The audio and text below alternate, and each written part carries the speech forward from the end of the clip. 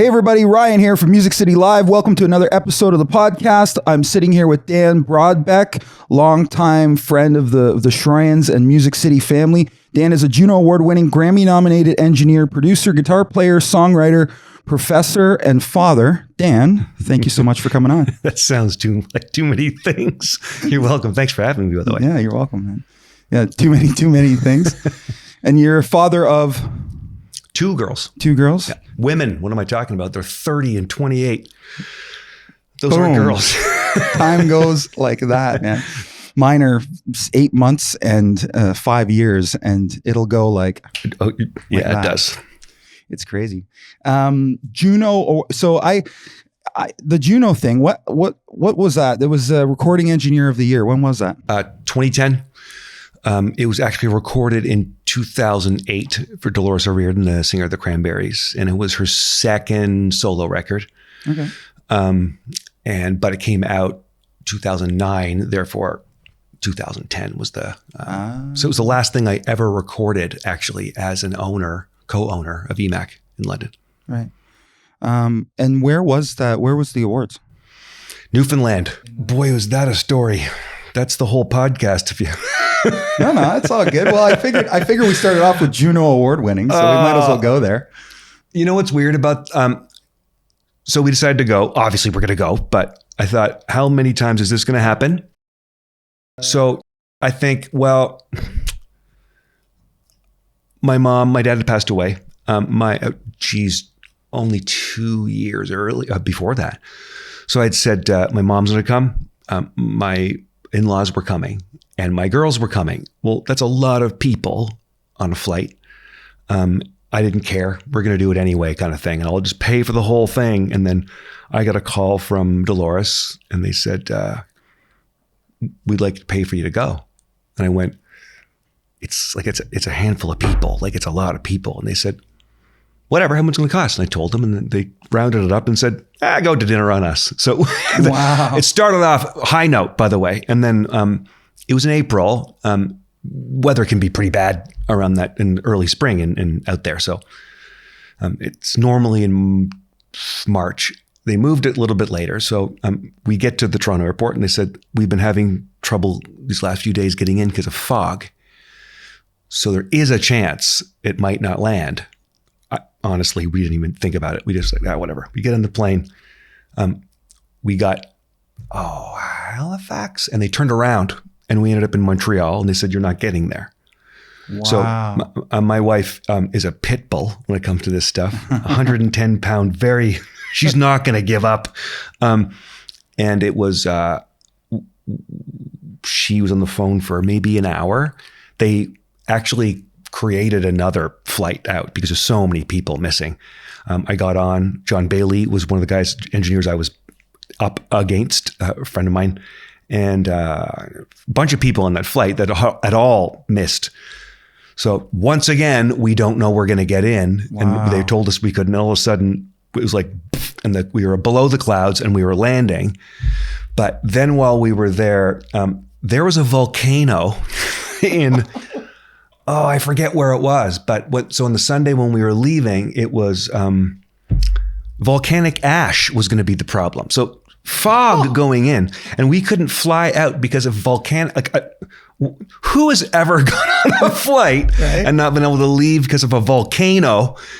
And we got the last flight out, and when we found out the one after us was canceled on a Sunday. So it was one of those things that was so much chaos that it's a funny story because I won, but I think if I didn't win, it would have been one of those. A nightmare, but obviously something to remember. I didn't expect to win.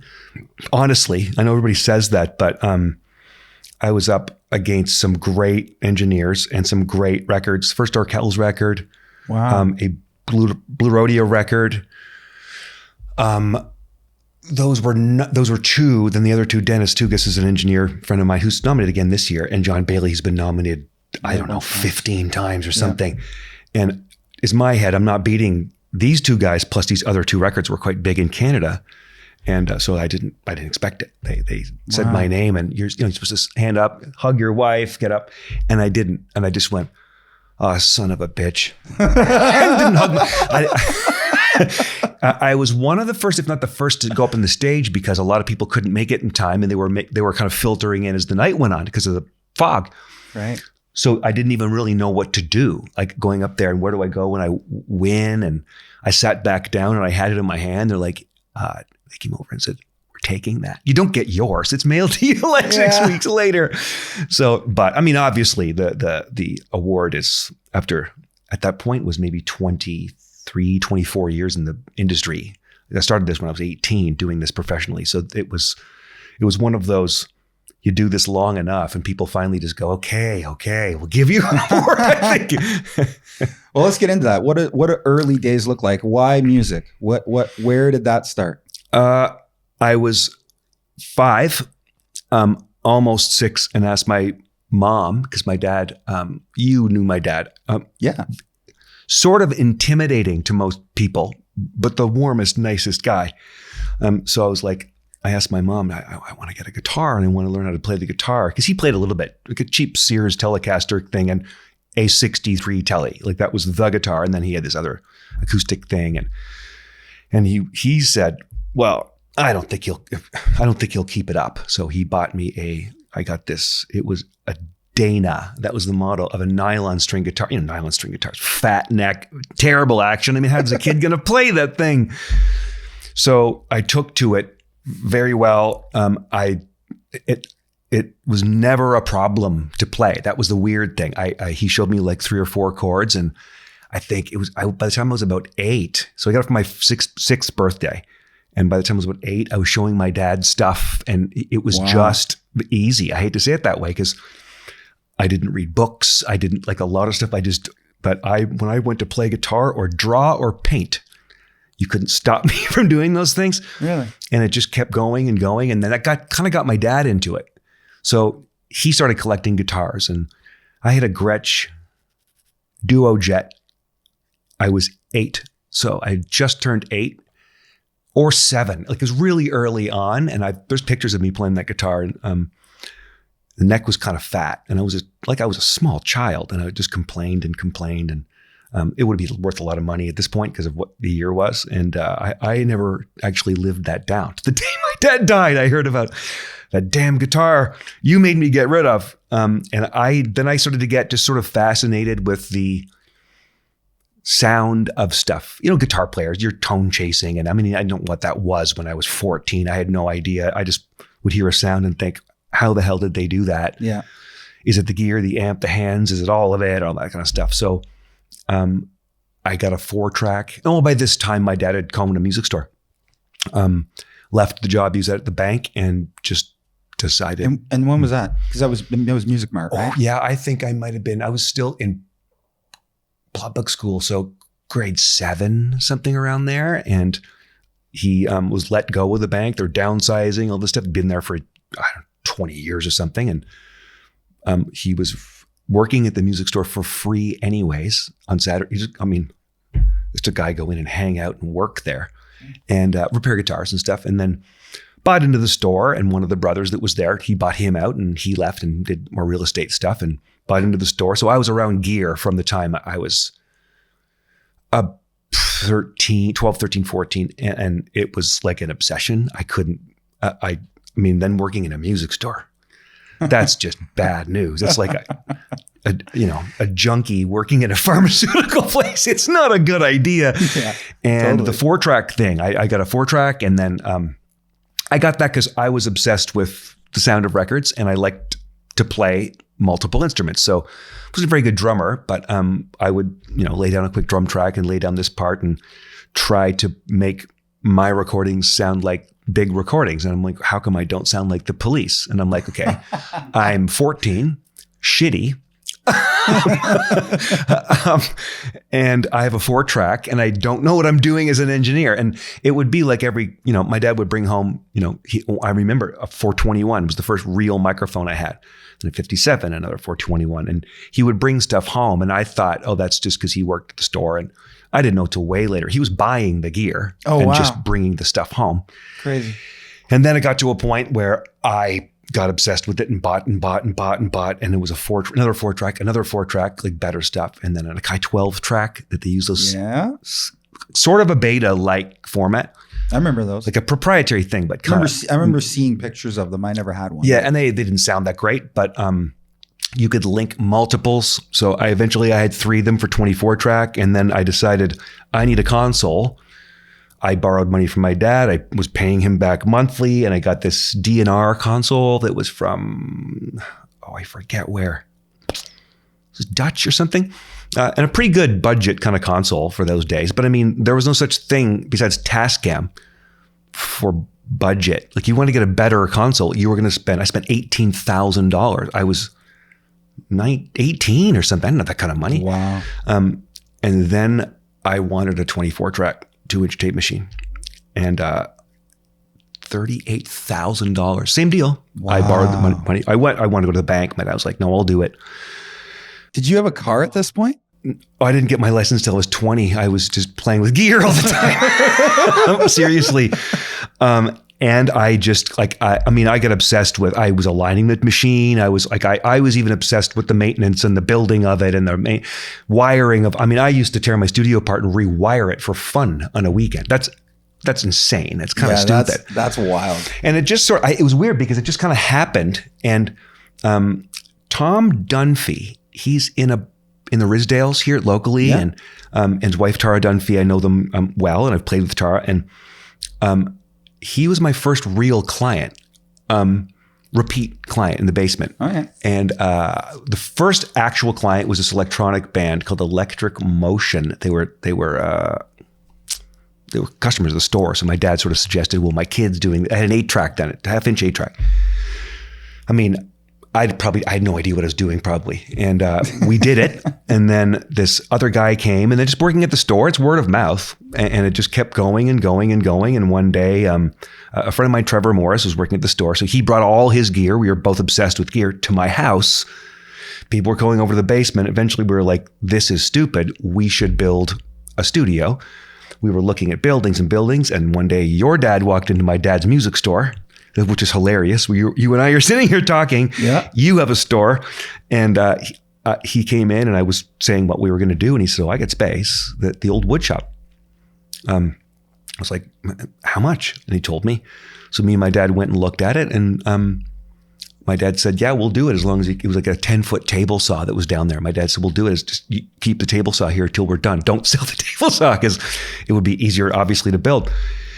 And it was just weird. I never in my life went, okay, today we're building a studio to open. It was just starting from a 4-track, and before you know it, crazy. I closed here. It was just too hard for one guy to do everything. Totally. That's it. I loved that when I was here. Just difficult. So to be the janitor, the engineer, the producer, the guitar player, the bookkeeper, it was just a lot. I had a couple of people working for me on and off. And one day decided to call Rob and Joe at EMAC, and that's a strange story within itself. But then all of a sudden I was over there, and honestly, just looking around one day going, what the hell did I get here? Like, I didn't ever really want to own a recording studio. Wow. I wanted to do the music. I wanted to do the stuff, but I didn't really want to be the manager, owner, booking of a recording studio where our clients would come in. It's what I was doing. But so that's why my discography has a Mr. Dress Up album on it. And the next day, Gandharvas or something. You just do what you got to do. Well, it sounds to me, based on the early days, most people, when they turn 16, 17, 18 years old, they go out and buy a car. It sounds to me like you were obsessed with just between the technology side, the gear side, and just the dissecting how to create the sounds. Yes. Between those two pieces put together, you were just obsessed, and it just sort of snowballed into what it became, right? And then like you say, you woke up one day and went, "Wow, how did this happen?" Well, to be honest, that's actually why I ended up leaving when I at EMAC 2008. It's nothing to do with any of the studio, nothing. I was just like, this isn't actually what I want to keep making the music and producing and engineering. I just never wanted to own a facility. It was really weird, but I did. Yeah. 2 of them over 19 years. So for somebody to not want to do something, but do it for 20 years, it was just because that was the way in order to get done, to sort of feed the obsession, to be honest. Sure. And it ended up feeding a family of 4 out of London, Ontario. Not an SSL console, not unlimited money, it was just day to day, making it through, basically trying to survive, to be totally honest. And then it was just really strange. It just sort of snowballed, and I would not trade any of that. Like building the studio down here, which you had given me photos of, and we'll put some of those up. Oh, that's cool, because you had given me those for the old website. So we'll make sure to get some of those up. But we didn't know what we were flying by the seat of our pants. We knew what we were doing a little, but some of it was, the acoustic part of it was just a guess. So the first time I recorded something and mixed it, I went, "Oh my God, it sounds good." Like, of course it sounded good in the room, but when I took it somewhere else, it was fine. That's luck. We didn't know what the whole ceiling down there is bass traps. We didn't know that. We built what we thought we should build, and we did what we thought we should do, and the entire ceiling's a trap. I had no idea. I know that now, but and I was 23 or something. I didn't know. We were just like, well, that'll look awesome. That's all we want to know. That was the first. So the studio is the first time that I met you ever, was at the studio. I remember meeting your dad first, though, because your dad, for some reason, was here alone quite a bit, just sort of, with the saw, and he would, I think if I remember correctly, he was cutting the wood paneling that was going on the wall. Yep. And it was tongue and groove. And I remember meeting him and saying, "Hi, my name's Ryan." And I think I don't know, I was like 10 or something, and 11.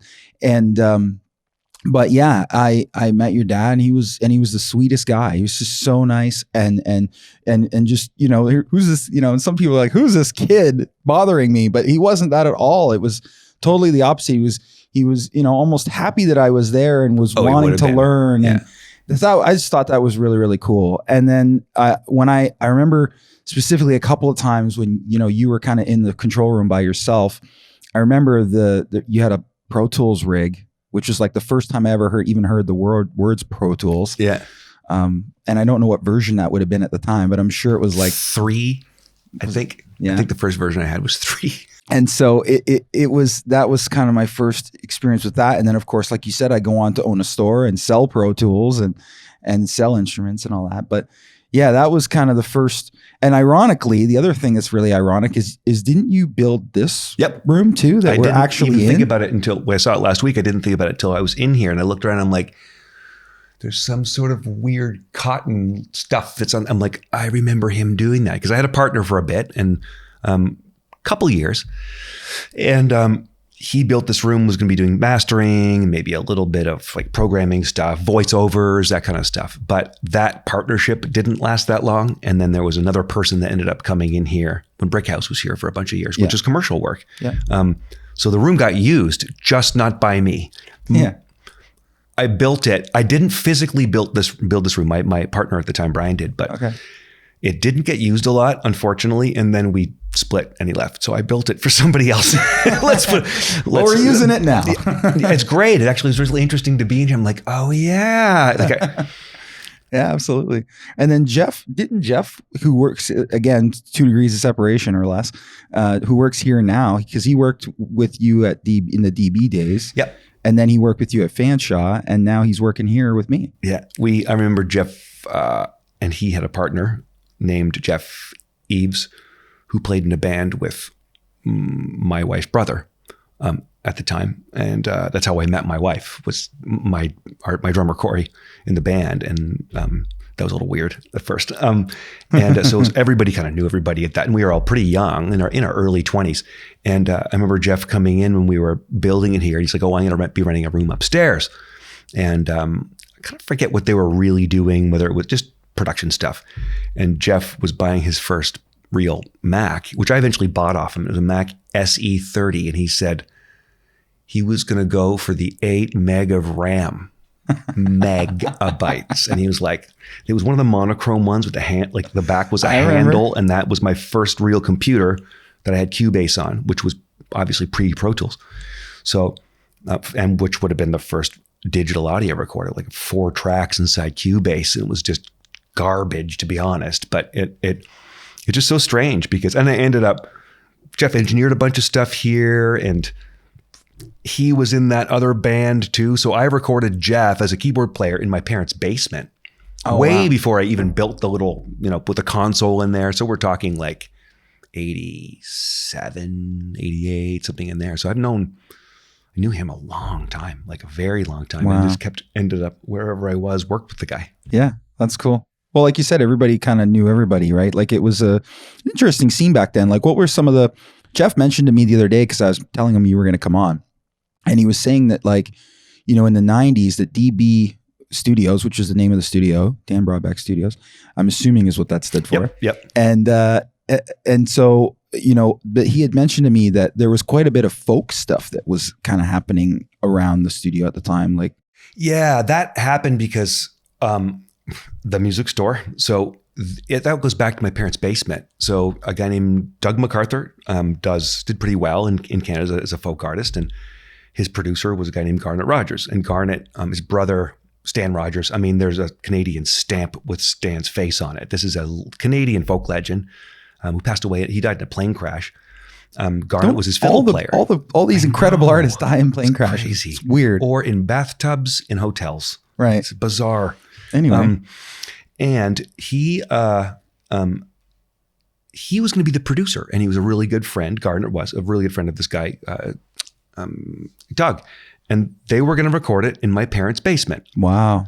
So, there's a story. We'd have to go, could you put the dog in the living room? Because we hear in stereo. If I got the guitar mic'd up, we're hearing that in the ceiling in my parents' house. So can't do laundry. We're doing acoustic guitar. So I was just flying the seat of my pants as far as getting an acoustic guitar sound. I could mic an acoustic guitar, but it was always an instrument that went in behind rock songs to me. So when it was the only instrument, I'm like, how do I fill an entire record of just acoustic guitar? I was 20, and I guessed, and I remember Garnet saying, "This is the nicest acoustic guitar sound I've ever heard." And I'm like, wow, that's got to be crap. Like, I'm just thinking, this is such luck. And the record went well. And then he said, I want to record a record here, like one of my albums here. And Garnet was very well known.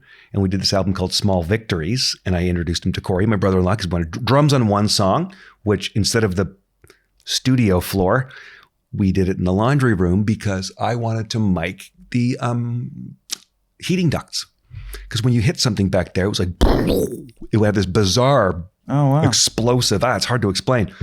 And we did that, and he loved it. And then when I built here, he just wanted to continue working with me because it was about the person. I didn't get that then. I thought it was about, I needed the gear.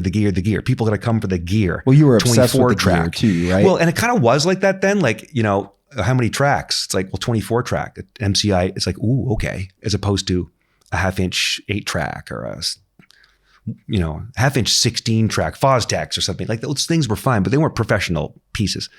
So a couple of pieces like that legitimized the studio, but I could not compete with, I don't know where, any studio in Toronto, etc. So I kind of needed to make it about me and working with me, or like the result and the experience rather than the equipment, because it really just doesn't matter. Most people actually just don't know what they're using. And I just didn't know that then.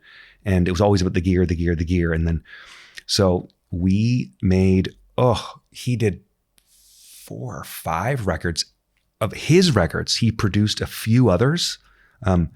Because of that, this happens in the music industry all the time. It's like, well, if Garnet Rogers is going to this place, and Garnet would tour and he would talk about it, we got along really well. I love awesome. That guy. And he would say, go see this person. So I would get calls from people all over the place. I mean, I forget where they were from. I had one, they stayed here. They pulled up on a bus and they were out front. Really? And so I'd get here in the morning at 10 a.m. and they'd already be here, and they'd come out with coffee, and it was really, because that's how they toured, right? Sure. Pretty self-sufficient. So that was one area that I kind of never expected to get into, because it was like, not traditional. Well, some of it was traditional folk. Garnet was not traditional. In fact, he got crap from people all the time because he was playing electric guitar. He was playing like he had all these effects. So he was kind of pushing boundaries. It was still folk music, storytelling, and amazing storyteller. Absolutely. So he brought in Colin Linden. He brought in Richard Bell, who was playing in the band, who had replaced Garth Hudson in the band. Just like Dan Aiken from Junkhouse came in, and it was just parades of these great people coming in. And I learned a lot from just watching these people. And I mean, to know that they used to work with Dan and Bob Lanois when they were starting out in their parents' basement, and then moved and built Grand Avenue, and they worked at that Grand Avenue studio. And so they were like, it's kind of a similar vibe, meaning it was just a guy with a passion sort of starting up and doing it yourself. Like I was nobody's assistant ever. And I think it's really, to be honest, I think it's a great gig if you assist or work under somebody or whatever along with them. But I never did. So I always had to kind of invent my own ways of doing things. And I didn't know if they were right. Of course, now I could look up, how do you get the snare sound in? Oh, it's totally different. Black Hole Sun. And there'd be the guy saying, it's this drum, you put this mic on it, you tune it this way, get this. I'd be like, okay. Where you had to listen deep and think like, how would they do that? And work that out for yourself, which I think actually makes you create your own sound a little bit more than not complaining about nowadays, because the information's amazing, but it's pretty easy to be able to, I mean, I do it myself, like, oh, look this up. Oh, that's how they did that. As opposed to, I wonder how, and listening deep and guessing. And coming up with your own reiteration of it, right? Yeah. Which I had a conversation with Andy Wallace, big famous, one of the best mix engineers ever. He mixed first Nirvana record. Why is that escaping me? Never mind. Yes. And one of the best ever. And he worked for himself during the beginning too. He said the same thing. I don't know. I think that I just kind of carved out my own thing. I learned I got my own sound whether I wanted to or not, basically, as opposed to learning under these people and you learn little bits of their technique. I didn't know techniques. I didn't. So I thought I invented parallel compression. Wow. In 2001. I mean, it's like, oh my gosh, I'm not telling anybody this. But you couldn't read about that stuff. And some people kept secrets close to their chest. So I'm like, I don't know, this is pretty cool. And then it sounds so cool, but it sounds kind of stupid on its own. What if I blend it? And I'm like, and not thinking maybe that's the sound people are getting. I thought I was doing something people hadn't done. And then you go, oh yeah, by the way, that's a thing. That's a thing. Which is interesting because it means it must be right. If a bunch of people sort of thought they invented it and it's a thing to do, but carving out your own things. That's the way I've always liked to do it. And then there was also, because there was the Gandharvas, which is a cool story, because I didn't realize until you told me. Remember, I called you up one day and I'm like, what songs were done in here? Because I wanted to put some albums on the wall in the studio. Yeah. And then I went and bought the one album, and that's when you told me that the album cover was the urinal downstairs. That blew my mind. Yeah, that album, that was the second one. It was called Kicking in the Water. And Paul Jago, the singer, genius, to be honest. And him and Judd, the guitar player, mostly Paul, sort of the brains behind, I don't know, hard to explain, really interesting writing, very creative. And he said he wanted the album cover to be a urinal, but not really maybe know what it was. And he said, I want the penis pattern. And I went, what the hell do you... And if you look at it, the way the dots go like this, I'm like, oh! So literally it was that they flushed it and took a bunch of photos, and then there's a blue hue over the whole thing. You look at it, I had no idea. No idea. And it's the urinal downstairs. Well, because I had seen the album cover before and I had no clue, right? Yeah. And then when you said it, I was like, oh, that's hilarious. Yeah. So it's funny. I mean, I saw recently a free press article on, while we were recording that record, and they just came out here, took some shots, and did an interview. But that's on the studio floor downstairs. Like it was a Gandharvas like fan page I saw it on, and it's just weird to see that stuff, because I'm like, I'm supposed to be the one steering the ship here for these kids. They were 21 maybe. I was like 24. So I was not that mature, but I was apparently the adult in the room. None of us were, to be totally honest. We were children. And then Blu Bones, right? Which again is another 1 degree of separation with Boris working here sort of after even the Mine War Symphony thing. Yeah. Years later, he came here to work with me. We were building stage decks and setting up shows. And now, of course, he's part of the London Guitars thing. Yeah. And I actually met Boris through my dad. My dad repaired his guitars. My dad helped. He was a customer of the store. I would say a customer of my dad's more so than anything. It got really close and they knew each other really well. And so my dad built flight cases for him. And oddly, and I don't even know if you know this, because the singer, Gord, of Blu Bones, he's the first person I ever played music with that wasn't my dad. I grew up in Sudbury, well, for 4 years in Sudbury. Before I moved to London, Mm-hmm. Gord Pryor lived in Sudbury. He moved in down the street. Oh, wow. Me and him met.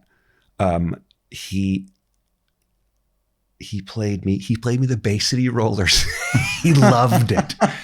And Kiss. And I'm like, what the hell is this? Like, I had no idea. I mean, I was an old soul kind of. I was listening to my dad's music. So I'm playing Dire Straits. I was playing, well, not then, it was too early, but the Eagles, like old music, because that's what was in the house. Not music that normally that a kid would have listened to. And he didn't play anything then. Played a little bit of drums. Like he said, he played the snare drum or something. I forget, but he sang. So one day, my dad opens the door in my bedroom. He's like, "What the hell's going?" And like I'm 8, and Gord's 8. Wow. And he's singing, and I'm playing guitar, and we're like top of our lungs. I'm like, what the? Like I found this kid and he said he was a singer. I don't know if he actually was or not. He wanted to be one. And so we ended up playing in front of a couple of thousand people. Me and my brother playing bass, and Gord singing. We played Hotel California. Three kids can't play Hotel California. Wow, Gord sang, hilarious. And then I moved away to London. And then one day get a call from Gord saying, it called me up and said, "I'm touring. I'm playing the Barn." I don't remember the Barn in London. Yeah. Highbury somewhere, not that out there somewhere anyway. And I went out and saw Gord. He looked the same, except he had hair down to here, like from the time that. Yeah, from the time that you saw him last. Yeah, I would. I'm telling you right now, I would know the people in that band. I just forget. It was Steel Lily, and I know I would know the members now. I would know. Well, we just had Gord on. Gord was on. No way. Was on episode 8 right before this one. Yeah. Well, so he ends up moving to London years later, and then I'm recording Blu Bones. And that's weird because we both lived in Sudbury, and then I moved here. He ended up here, and then he sold my house 5 or 6 years ago.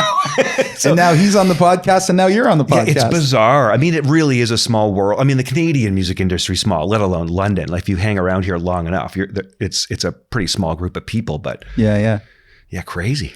Yeah, totally. It is, and what's ironic, and you pointed it out earlier, is the fact that Boris got to know your dad and got to shop there, and now he's here, and now we have the store here, right?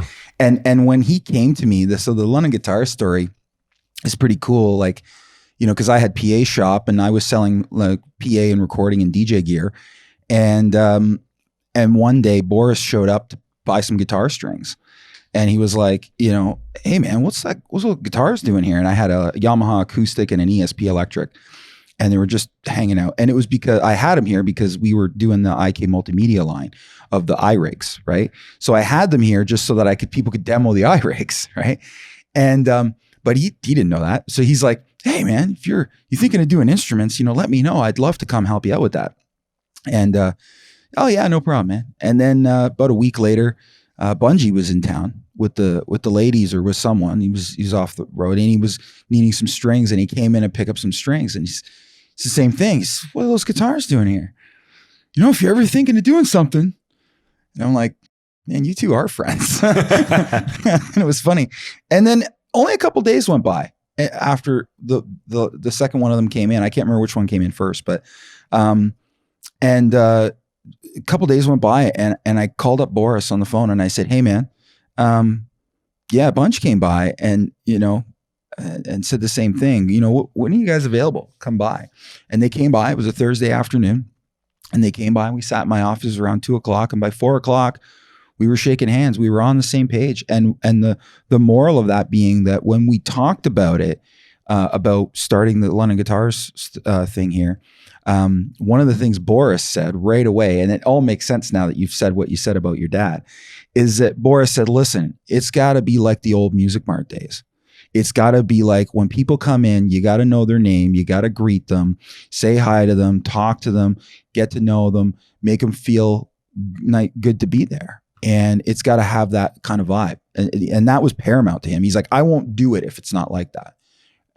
And that store was like that vibe, that type of store, that energy in a music store to me is the only way it should be, personally. Yeah. It's fine if you know what you want, you walk in, you say that, you take it and you leave, whatever. There's lots of places like that, but it's the funky old weird busted up building on Wellington Street, like that whole vibe. Even when they tore that down and built a new building and all that, my dad didn't own the building, his partner did, but it was never the same. It was great. It was not the same. The old funky strange store that again, you knew people's names. I don't know how many people I've ran into. Bob was one of them.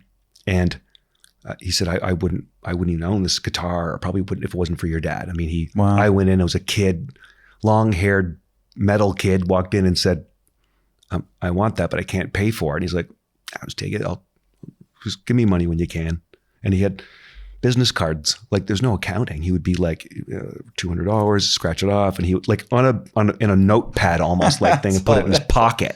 All these stacks of business cards with, and I've met so many people with that same vibe. I mean, of course, that's probably ridiculous to be doing that. You couldn't do it today. No, you couldn't. But you could do some form of it with people but not to that extent. But even. I mean, credit didn't exist like it does now either. Like anybody can get anything sort of thing. So it's different, but just that trust and the relationships with customers, that's like, it's massive and yeah, absolutely. It's missing. So it's not everywhere, but we would have regular customers. You do here too, right? There's people that they're not just shoppers. They're like buddies. I mean, we would close the store on Christmas Eve. At like 2:00 was us and the people that worked there, and about 5-10 good customers close the door and get hammered in the store. You can't do that anymore either. No. There's just so many strange things that were done back then. But just the vibe of a place like that was just so cool. It happens here. I see people in here, in the drum department. Even yesterday, I saw someone, and then again, they were here the day before. They were here 2 days in a row. I'm like, oh, he's back.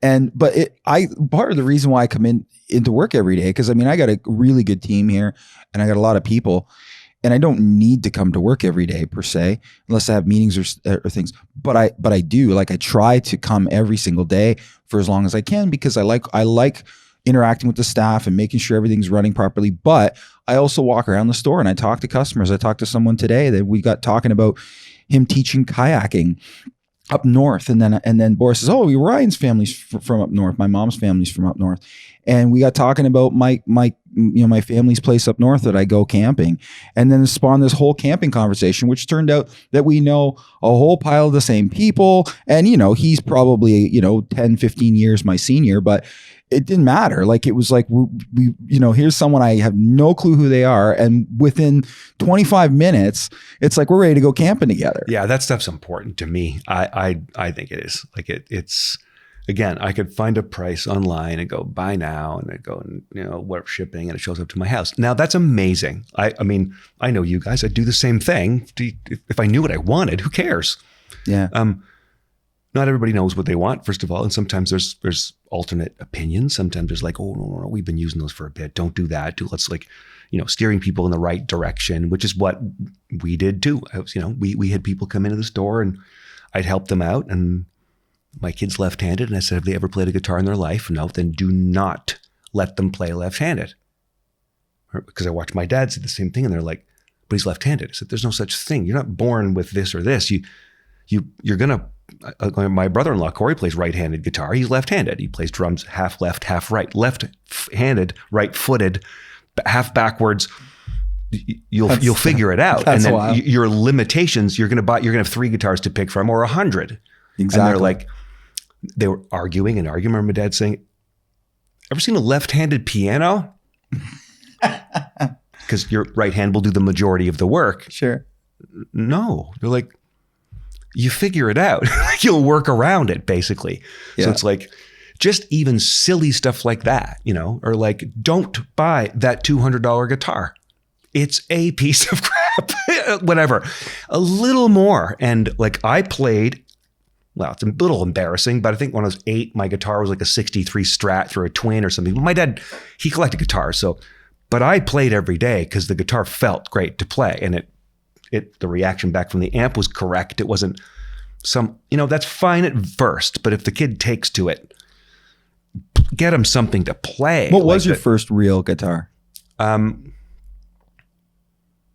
It would have been a Strat. Yeah. Because I had the first real actual guitar was that Gretsch he bought me, but I was like, my hands are too small. And right. So no, I didn't. I said the neck was too big. That's different. My hands were fine. So I forget, but he started collecting a little bit. I mean, I was a kid. We had like 30 vintage Fender guitars in our basement. Now we say vintage, I'm talking, we moved to London in 77. So a 67, it was only 10 years old. Now they were still wanted and they were still more expensive, but it wasn't like it is now. If you would have, of course, known that, we would have bought up everything. Yeah, right. We did have some beautiful, like really collectible guitars, and some not so collectible where somebody had changed out a pickup or a pot. They routed out something if you took the pick art. So they weren't like pristine, but we had a few like that too. But I was just around that stuff all the time. Good stuff. And it really makes a difference. Then again, low-end guitars, low-end instruments are better than they used to be now. Way better. Like the old stuff was just god awful. We had a rep come in one time with just brutal. Neck was about this big, and he's like, but it has a Floyd Rose tremolo, and my dad goes, yeah, and it's got a Pete Rose neck. And Pete Rose being a baseball player, and which I loved. I don't know where he came up with. He had that one in the holster for a few years, I think. No doubt. And nobody's going to play this. We can't sell this because the kid won't play, and the kid won't come back, and the kid won't like it, and then they'll never play again. We get a better guitar.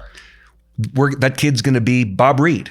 That kid's going to be 16, and then they're going to be 50, still going to the same guy or whatever. And that you build a relationship. Still playing the same guitar, even yes, maybe. It's the relationship you build up. It's super important, and that's music in a recording studio is like that. It's personal. It's not just a transaction. You know what I mean? It's personal, and it's that stuff super important to me.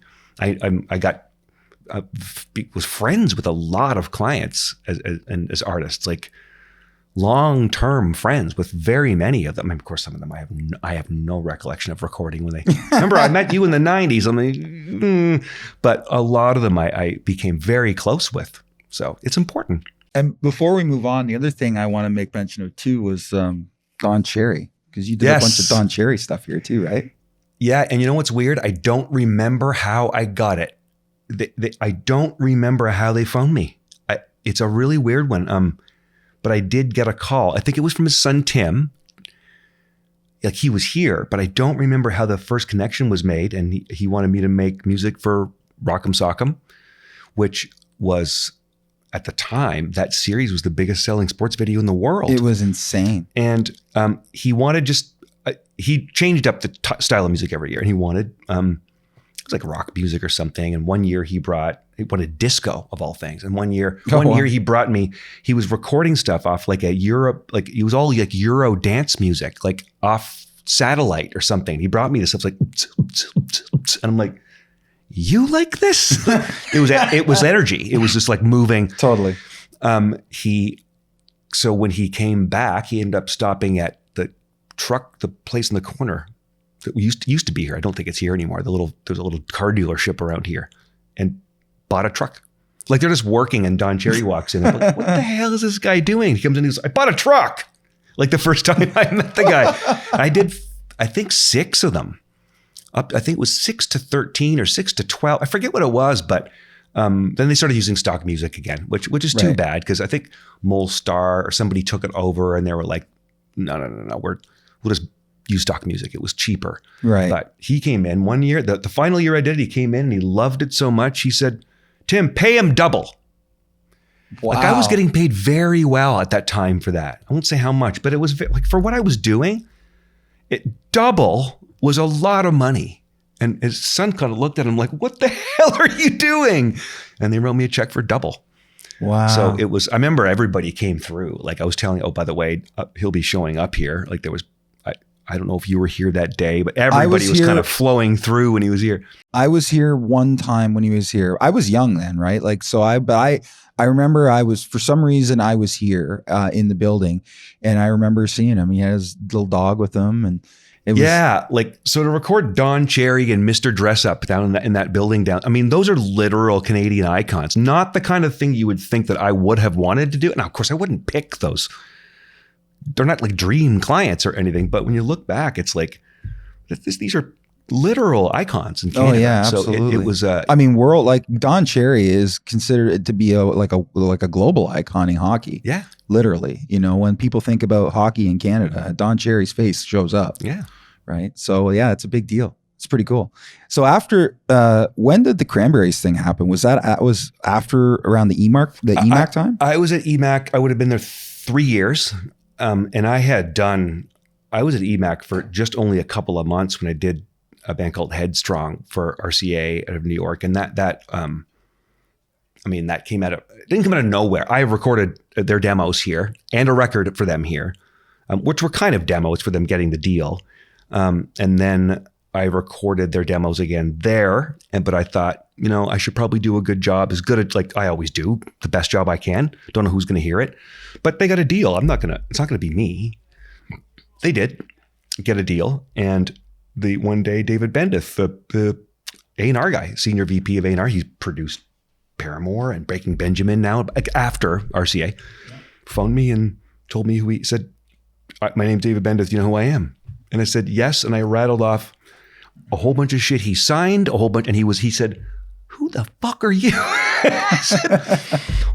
I said, it's my job. To my friends were signed and blah, blah, blah, blah. And it was, so I got that gig and that led to more and more and more. And that's when a bunch of label stuff started, early 2000s, big budgets. And I ended up getting management out of that. And my manager phoned me one day and said,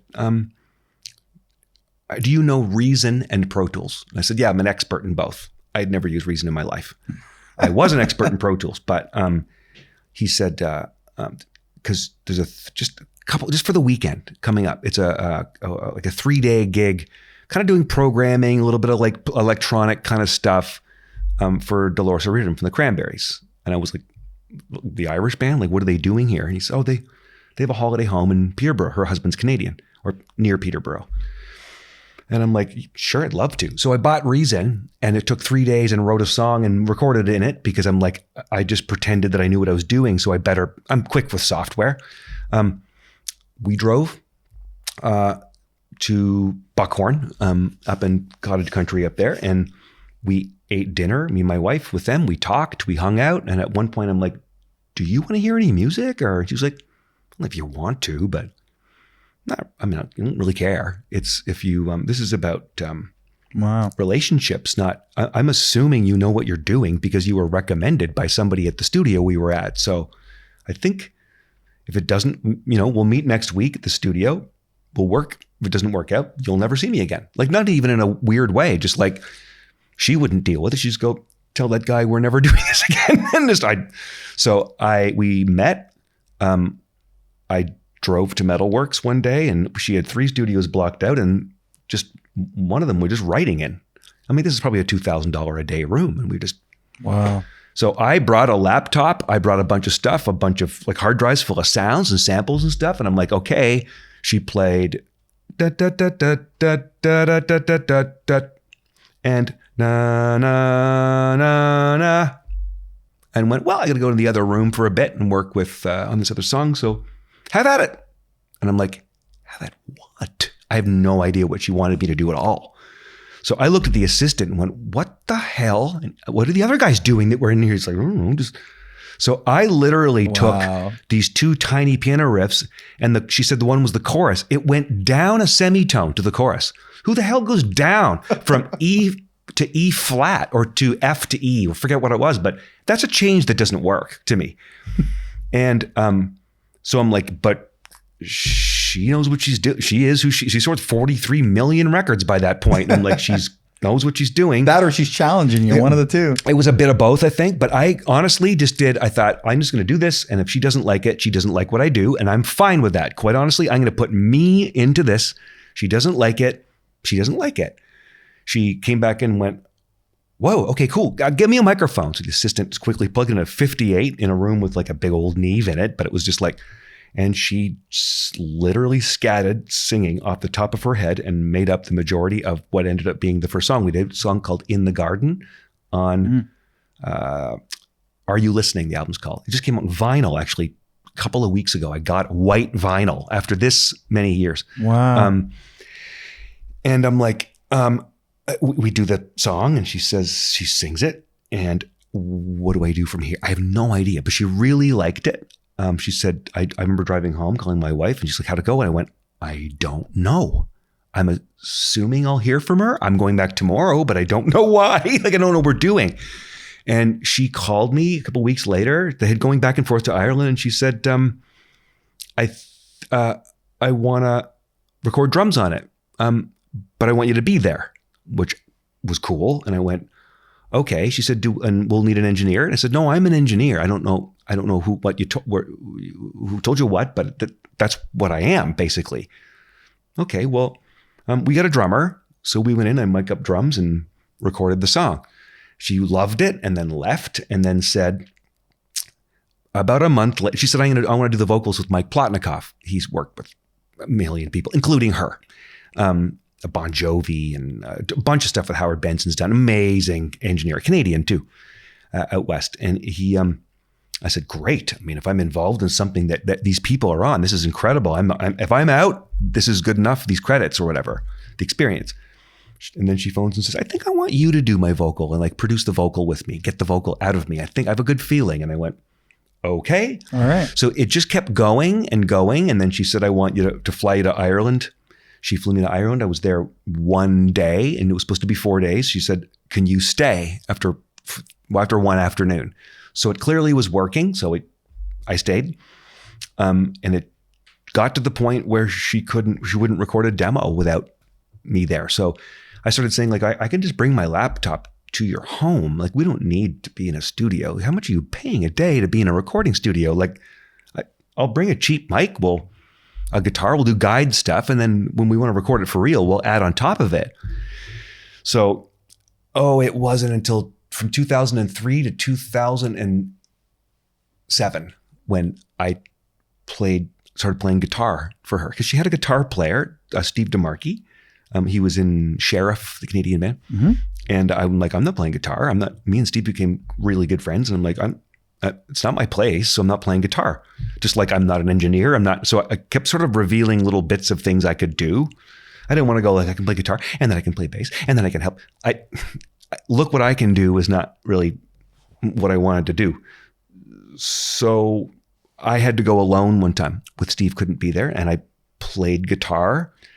We kind of bonded on a few things. She loved the Smiths like Johnny Marr. She loved The Cure. She loved a lot of music, and I understood that edge, like guitar playing that I understood. I love shredding. I love all guitar, but I know that kind of guitar playing, very simple and more about the notes, the simplicity in the tone and the vibe than it is all this fancy stuff. Sure. And I did one little writing session. She said, I want you to play guitar. Steve's out. And I was like, oh no, oh shit. Like this guy. Boy. And to be honest, I've never spoken to the guy since. So wow. Maybe I'll send it to him. Steve, last time I saw him was my dad's funeral. And that was in the middle of recording that record, and I've never spoken to him again. We reached out and I've never heard. It was unfortunate because we were very close and I had nothing to do with the decision. I played guitar one day and I played in a very simple manner. It was just the way she liked it played. So it went from a few people and then was whittling down to it was me and her were partners, basically. I think it sounds to me like she just got comfortable, right? And like, Yeah. And she strikes me, her energy. I mean, I never met her, but just the energy I get from even just looking at her photos and stuff and just listening to her music is she strikes me as the kind of person that keeps her personal circle really, really tight. Yeah. And this will sound strange, but it's sort of an Irish thing. Joe Hurley, the front of house guy for U2 has been the front of house guy for over 40 years. He's a member of the band, right? He did a tour for for her too. So that was weird because to me, that guy's a rock star. He's literally a rock star to me. He's a front of house guy, but I'm like, oh my God. One of the biggest front of house people ever when you consider what a U2 show takes to put on, obviously. Yeah. His son did the big video wall thing for the tour. Like that's how they are. She had one monitor guy for 25 years. Wow. Named Slim, who was about 400 pounds. That's why he was named Slim. And that's what they said anyways. It's like when you got that circle, unless you piss them off, that's never going to change. And we were very close, me and her and her husband. I mean, they were like, when's Uncle Dan coming? Like literally when I go to their house, like the Xbox isn't working. Wait till Uncle Dan, he's coming this weekend. And I just Google it or whatever. But I was the guy that like, I fixed a router. Again, I just Googled stuff. I didn't know what I was doing. But so it was a tight thing for a while there. That's really cool, man. That's totally awesome. That changed my life, to be honest. Yeah. Well, it definitely changed the direction of your life for sure. And all the people in her camp too, I'm sure. Yeah. I mean, it made it easy, of course, for her, but I didn't think like Noel, her partner in the Cranberries. We were two different people. So same kind of role, partners, but I came from a different place. So she had no care in the world what style of music it was. That wasn't her vibe. She just said, I like this. I don't like this. I'm like, what kind of music is this? I don't give a shit. I don't care who listens to this. If we like it, eventually they'll hear what we hear. That changed my thinking at all. I don't care who's listening to music I make. That sounds really awful, but I don't. I make it for me and the client. We're happy. We hope the other people hear the thing. Yeah, recently saw Rick Rubin say the same thing. I'm like, okay, then there's a bunch right. There's a bunch of people saying that now. Yeah. It's just, there's enough. In fact, people in the podcast have said that. Like I asked Bob about that.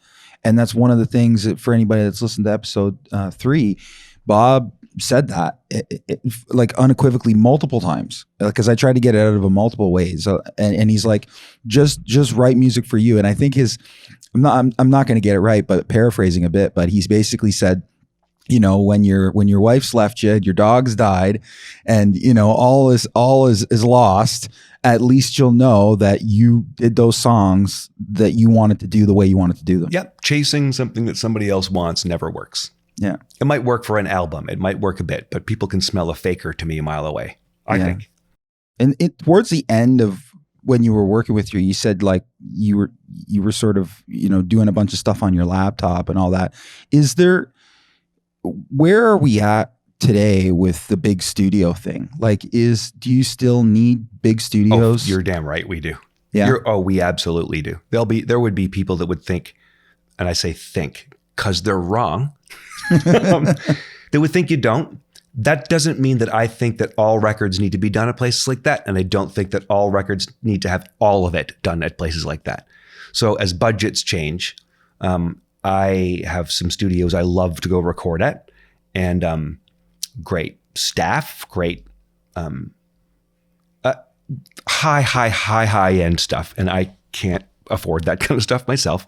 So you see why when you show up, the sound, I would say that's literally the biggest reason. It's the tones you're going to get and the quality of microphones, the quality of the signal path, the acoustics of the control room, the acoustics of the floor. When you can't have some of it, okay. When all of it is perfect, like places like Noble Street in Toronto. You spend $12 million on a room, it's probably going to be okay, right? It's going to work. We're not talking. There's no like budget constraints or anything. And when you do that, you go, okay, I get this now. We work faster. I get stuff sent to me to mix often that I didn't record. I do more of that than I do producing at this point. And I get stuff to mix and I'm like, wow, it's a 7-foot ceiling. It takes 2 seconds to hear that. I can hear cymbals reflecting off drywall 3 feet from a mic, and it's the most disgusting sounding cymbal I've ever heard in my life. I can't make that sound good. So you need air, you need acoustics, you need stuff to record acoustic instruments. Billie Eilish made a record in her parents' house. That should have been done in her parents' house. It's the right place to make that record. Right. But that doesn't mean Big Rec should go make a record in Billie Eilish's parents' house.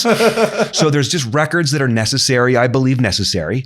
And then when you have the money and it's not necessary anymore, maybe you're doing a vocal at a big studio like that, but the comfort factor, the staff, the whole, like, so when you can afford it, I think it's great. But I honestly believe, I mean, I teach this for a living. So $1 million rooms, right down to like a medium-sized room, right down to kind of what I might have at my place, right down to a computer on a desk. You teach all of it because you can't pretend that all music should be made in a laptop or all music should be made in a big studio. I think pick your spots, pick the best way, because you got to be able to walk home with money, but you want it to sound good. If you cut corners, it just sounds like you cut corners. It's not that difficult, actually. And people get it when you bring them there. Oh my God, what are you doing to the kick drum? Putting a $4,000 mic through a $1 million console. That's just what that sounds like. I'm a better engineer here because the gear's better. I'm not fighting, going like, where's that ring? Oh, that's the washing machine, or like those. And those things are fine, and believe me, it's great. I do a lot of stuff at my house. And I just know when to not do stuff there, I think. Yeah, right. Yeah, it's interesting. I mean, when you sort of left and went on and did the EMAC thing, and then, my brother and my dad took over the space and put a studio in there. It was called Waterline originally, and then Charterhouse Studios. But it's definitely all about, it's all about the people. It's all about the staff. It's all about the gear. I mean, we've been through a bunch of different renditions of gear for sure. But yeah, you really got to have it all. Like, it's all got to be, top notch. And then the sound of the room is a big deal too. I mean, Aaron's done some really interesting stuff down there to try to get big drum sounds. We've done some really interesting things before. We drilled a hole in the back wall at one point and set up it was for Legal Kill. We set up the drum kit in the back showroom, which was the warehouse at the time. It wasn't even a showroom yet. And we set it up back there because the ceilings are just, massively bigger. Right. And made that work. Right. So yeah, definitely having those huge ceilings and having all that stuff make a big difference. What's funny? The thing that really made me understand that, I was at my parents' basement when I started. It was a 7-foot ceiling. You can only get so much out of it. It's not just big room sound. It's just it sound not just stopping and moving around the room. And I got a thing to work on. It was like 2-inch tape from your dad. Was it 2? I to be honest, I don't remember what I got it on. And he was like, Jim Shaw that worked here. He's like, yeah, it was just recorded with one of the live guys with a Yamaha PM2000 or something, PM4000 through into tape. And it sounded better than when they went into a studio locally. It was in the warehouse here. And I heard it and went, oh, I need that sound. Because it was like, not, which I love too, by the way. But you can make a big room sound small. You can't make a small room sound, 10 times its size. So that was one of the things I'm like, oh, I need air. Like, I need space. I need sound flying around. Like, that was an attractive thing to me, at that time. So I love that sound. So you would consider yourself an engineer, producer, guitar player, drum programmer? Yeah. What's we'll get into this in detail about students later on too, about the college and that. But for artists, from the artist perspective, what's the importance of being an artist? So if you're the guitar player, what's the importance of just really getting that craft down versus trying to wear like 16 hats? Because I find that is that I've worked with a few artists myself. Plus, obviously, we have a lot of people who've come through the door here over the last 25 years that I've been in the retail business, who were students and are musicians, and I find that where a lot of them struggle is they want to do it all, right? Yeah, and this all sounds strange, especially if somebody that does that, and what I do versus what I say to not do. It like do as I say, not as I do thing. But I don't think you should do that, to be honest. I think you should do. I think wearing all the hats is cool. I think if you can, you should. I don't think you do it just because you want to play all the stuff. I mean, I've marked student stuff and said, "Who's singing this?" I am. Why do you sing? I'm kind of getting into it, but this is like for a portfolio. You're leaving. Yeah, but I wanted to give it a go. You're terrible. Is there any other, like why don't you have somebody sing this? Like what? A really good singer. This is really good. This is really good, but that isn't. Everybody's a multi-instrumentalist too. Right now, first few days of school, I play 15 instruments. I play 10 instruments. Like what do you play? Really, what do you play? Yeah, that's what I'm getting at. And if there are a few amazing multi-instrumentalists we've had in the program. Dave Tokyo Spears, he's in Walk Off the Earth. Genius, and he is a great multi-instrumentalist. Absolutely, 100%. Prince.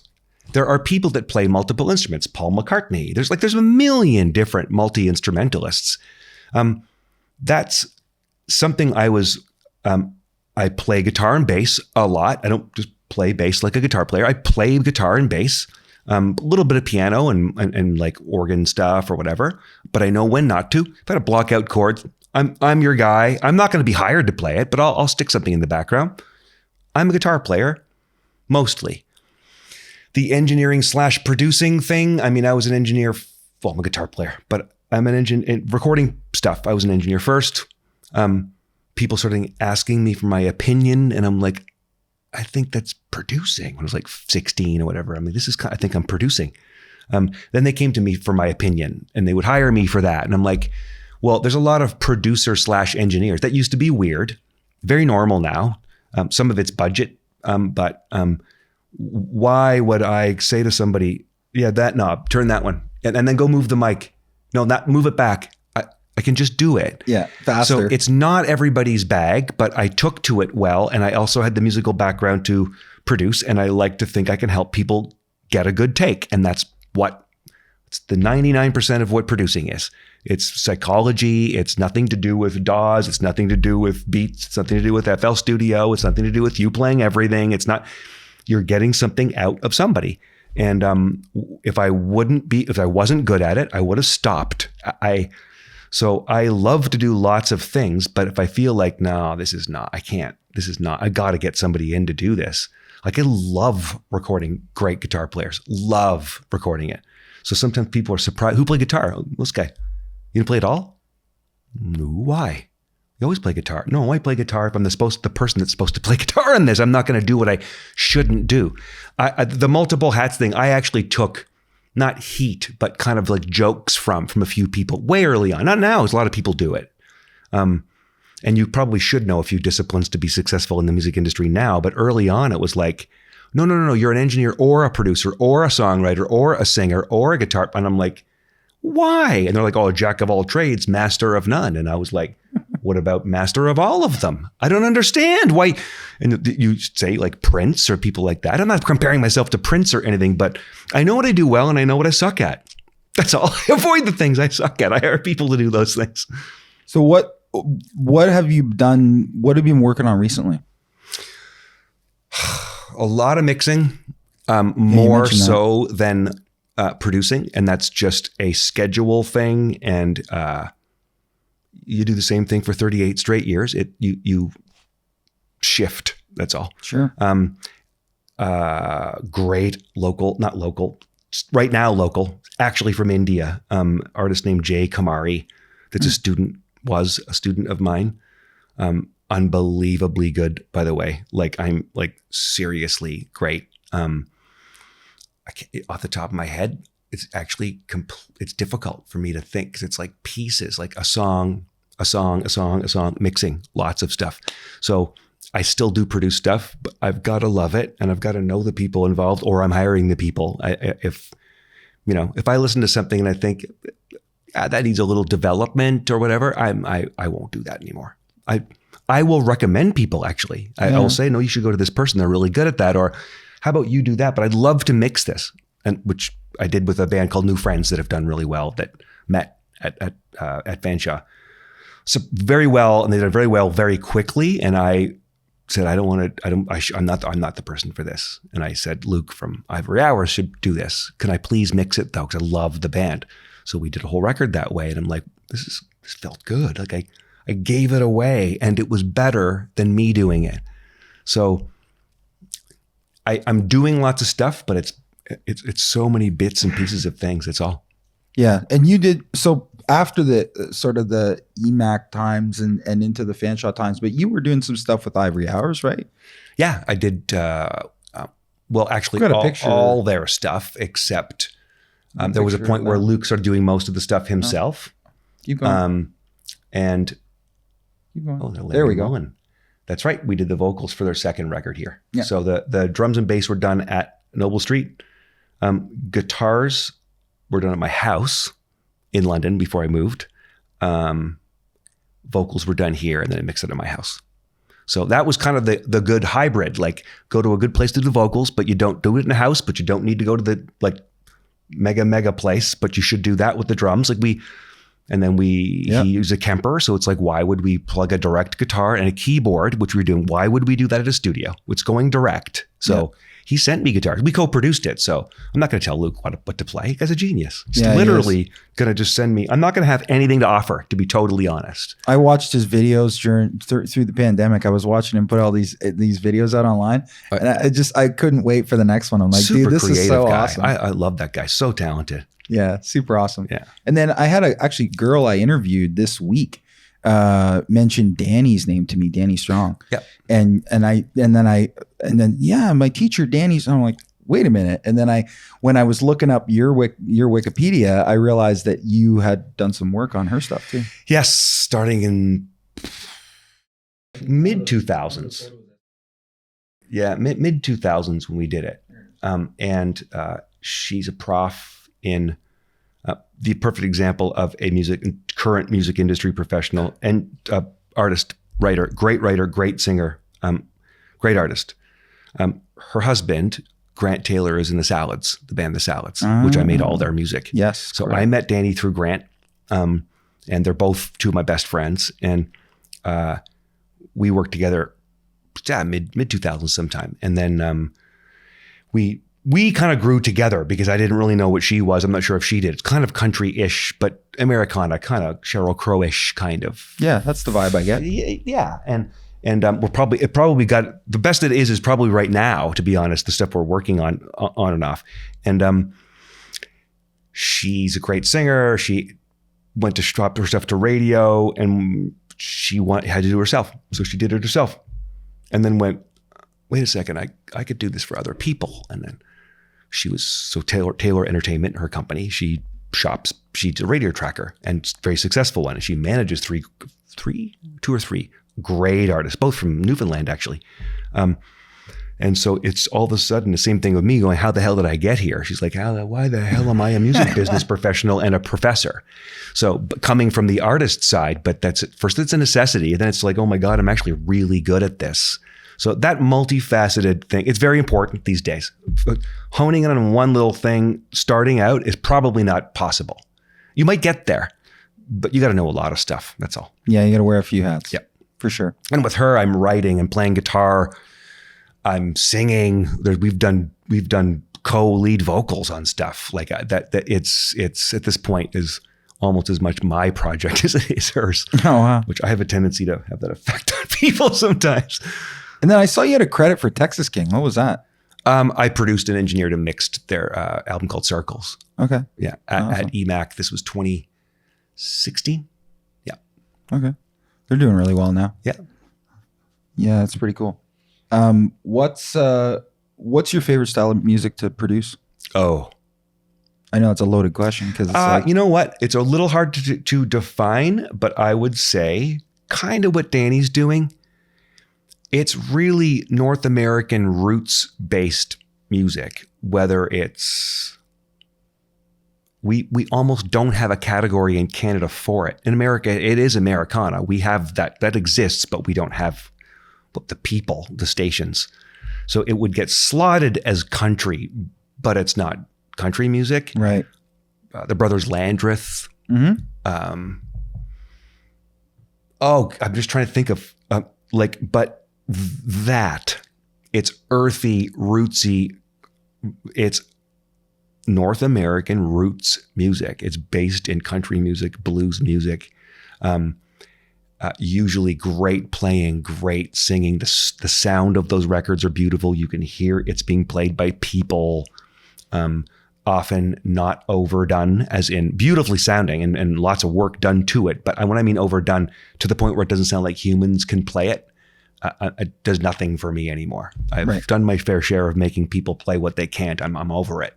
I teach people to do that, but I don't make music where people can't play anymore. Right. Only people that can play instruments. I want to be the shittiest guy in the room, not the best.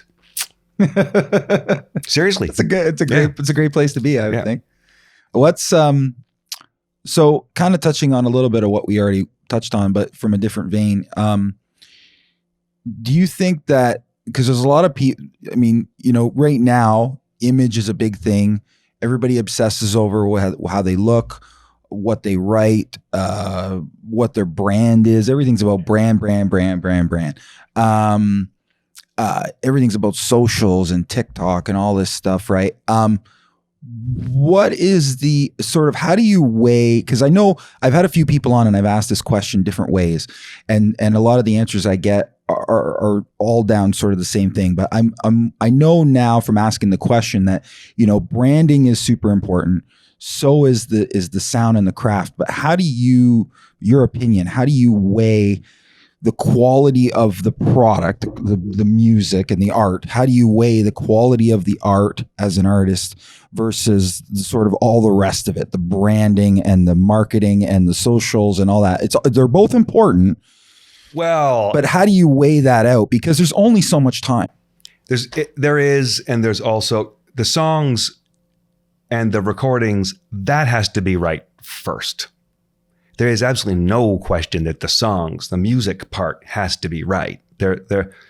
I mean, and I've taught people that would be the opposite in the past. That would be, they look great in photos. There's lots of great engagement with stuff. They've never written a song. And I'm like, well, that's cool, but are you going to record some? Are you going to work with somebody else? There's going to be, so it's kind of difficult to call yourself an artist if there's no art. You're selling yourself at that point. I would say since MTV, that's been an issue. That, I don't, Christopher Cross had hits. I don't think a guy that looked like that after they saw that would have went, oh, wait. It was just music, right? You'd see people wearing like a hockey sweater and a band shot, whatever. That just doesn't happen because it's very well thought out. Yes, that stuff's important. I think it needs to be consistent. It needs to be coherent. It needs to almost look like, I think I'll like that if they look at it. That's been like that way for a long time. Album covers used to be like that. I want to look at that and go, oh, I bet you that's a cool band because the way the album cover looks or whatever. Sure. I have a hard time with it, doing it, but I don't need to, so I'm okay with it. All I do is repost other people's crap. If it's oh, I made this, they make a post. I'm like, nice. I don't have to actually do anything. Repost. But I'm not chasing that thing right now. So if the music is the most important thing, I think completely fabricated images. Again, I think people can sniff that out. Not all the time. There's lots of fabricated stuff. I mean, come on. Some of the most famous stuff ever was packaged, put together, and fabricated. But I'm talking about lasting careers and really good, great music. I think the image is usually pretty natural to me. Like if you can look at it and go, that guy looks like somebody told him to put that hat on. Like, yeah, right. You know what I mean? But if so, you don't have to dress like a rock star. I've got students that I'm just like, that guy, that girl. You walk down the hall, I'm like, anybody would see that person. Not because of what they're wearing. There's something about the way they are that you just go, what the hell's that? They get on the stage and they sing and you're like, I can't. It's not the way they look. It is a little, but it's the way they look. It's the way the sort of vibe they give off. It's like it connects and matches the music. It's always been a good thing when those things match. And when you see somebody that, or a band that looks a little incoherent, like, one guy with dreads and this guy's standing in the back with a hockey sweater on, this guy's got high heels on. You're kind of like, well, what is this? Like, I do believe people should be, image is important. Yeah, it has been for a long time. If Elvis looked different than he did, I don't think that would have happened, right? The image stuff has been important for a long time. And the difference now is that the artist themselves is responsible for so much more engagement. Or at least a team is. It's the a artist, job. both. It's awful to me. Yeah. It's a job doing so. You wake up and you're like, here we go. There's best times to post. Too many posts a day? No. Not enough posts? No. There's a way to navigate this to be successful. And it's like, I just want to play songs. Like, seriously. And no, I know, I see it. And even on the DJ side, because I come from that world too. And, one of my buddies, Joe from Loud Luxury, I follow him on Instagram, and the amount of like on even his personal, like the amount of stories and stuff that those guys are doing, even in the, like during an entire show, like Joe is literally holding his phone up with the crowd in the background, and it's part of connecting with him as them as an artist. Yeah. Is everybody just expects it now? Like, you have to maintain this monster that you've built now, where not only are you trying to entertain all these people who've paid insane amounts of money to come see you at Hakkasan in the US, but now there's all these people that are following you on and expecting you to do this on socials, right? I've seen people on Instagram like quit for a couple of years. Mateus Asado, one of the best guitar players I've ever seen in my life. Unbelievable, massive following, made an announcement, said, I'm out. Like, This is, I can't do this. Touring with like Tori Kelly and Bruno Mars, and like unbelievable, one of the best guitar players in the world. Seems like a really sweet guy too. And the content was just, jaw dropping every day, but he had to do it every day. He's like, I am expected to do that I don't want to today. Like, and then did come back, but came back 2-3 year hiatus. Like, I was just looking through old ones, like with a tear in my eye, looking, and a little bit lighter, it's like lesson learned kind of, because that became more important than playing music. Right. That shouldn't. No. And that's what I was hoping you'd say. Because to me, I struggle, sometimes I've had a few people on that I've talked about this that, songwriting is almost becoming like, and we'll get into the technology side of it in a second, but songwriting to me, in some ways, original songwriting is becoming like a dying art, because everybody's just, like you said, you have access to all this information. So, but you also have access to all these sounds, and you have also access to all this electronic equipment. So now, instead of actually playing the drum or playing the guitar, you're just programming it, or even grabbing loops or whatever. And like, don't get me wrong, there's a place for all that, right? But there's also something to be said about having that sort of original, work of art that is all you. And hearing your story about years ago when you had to listen deep, like you said, and figure it out and create your sound, like you measure that to now, and it's like, because anybody can make it. That's the problem. If I can listen to a sound and tell you what sample it is or what library that came from, I'm turning it off. That's somebody who's lazy. Like, that stuff happens. Of course, I could listen to an 80s thing. It goes a Roland D50. It was Fantasia. It was patch number 11. Everybody knows that one. Or digital moving native dance. It was 76. Like, I sold those things. You hear it and you're like, well, but that's a flavor of the day. That happens, right? There's like a new piece of gear, a new auto tune. These things come out, distortion in the 50s. So these things come out, and I get that they make their way in, and it's a flavor for a bit, and then it dies down, and then is used sparingly, properly, kind of. Yeah. But I don't want to listen. I love when I can go, what the hell is that? Like I can listen. I have and there's not many mysteries to me anymore when listening to a bit of music.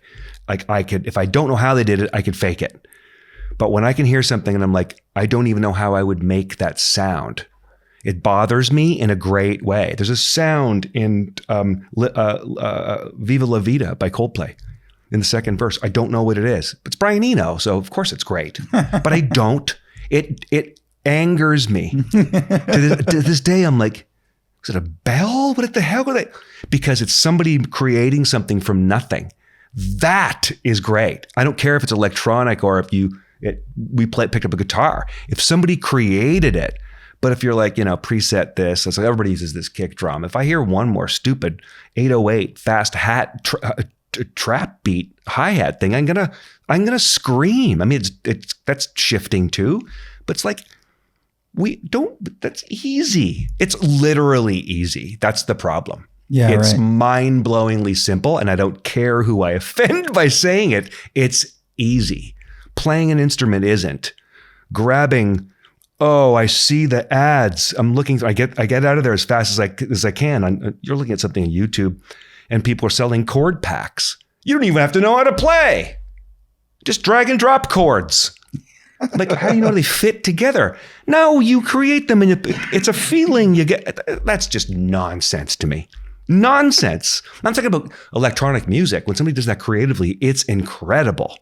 I'm talking about lazy technology use. So speaking of lazy technology use, AI.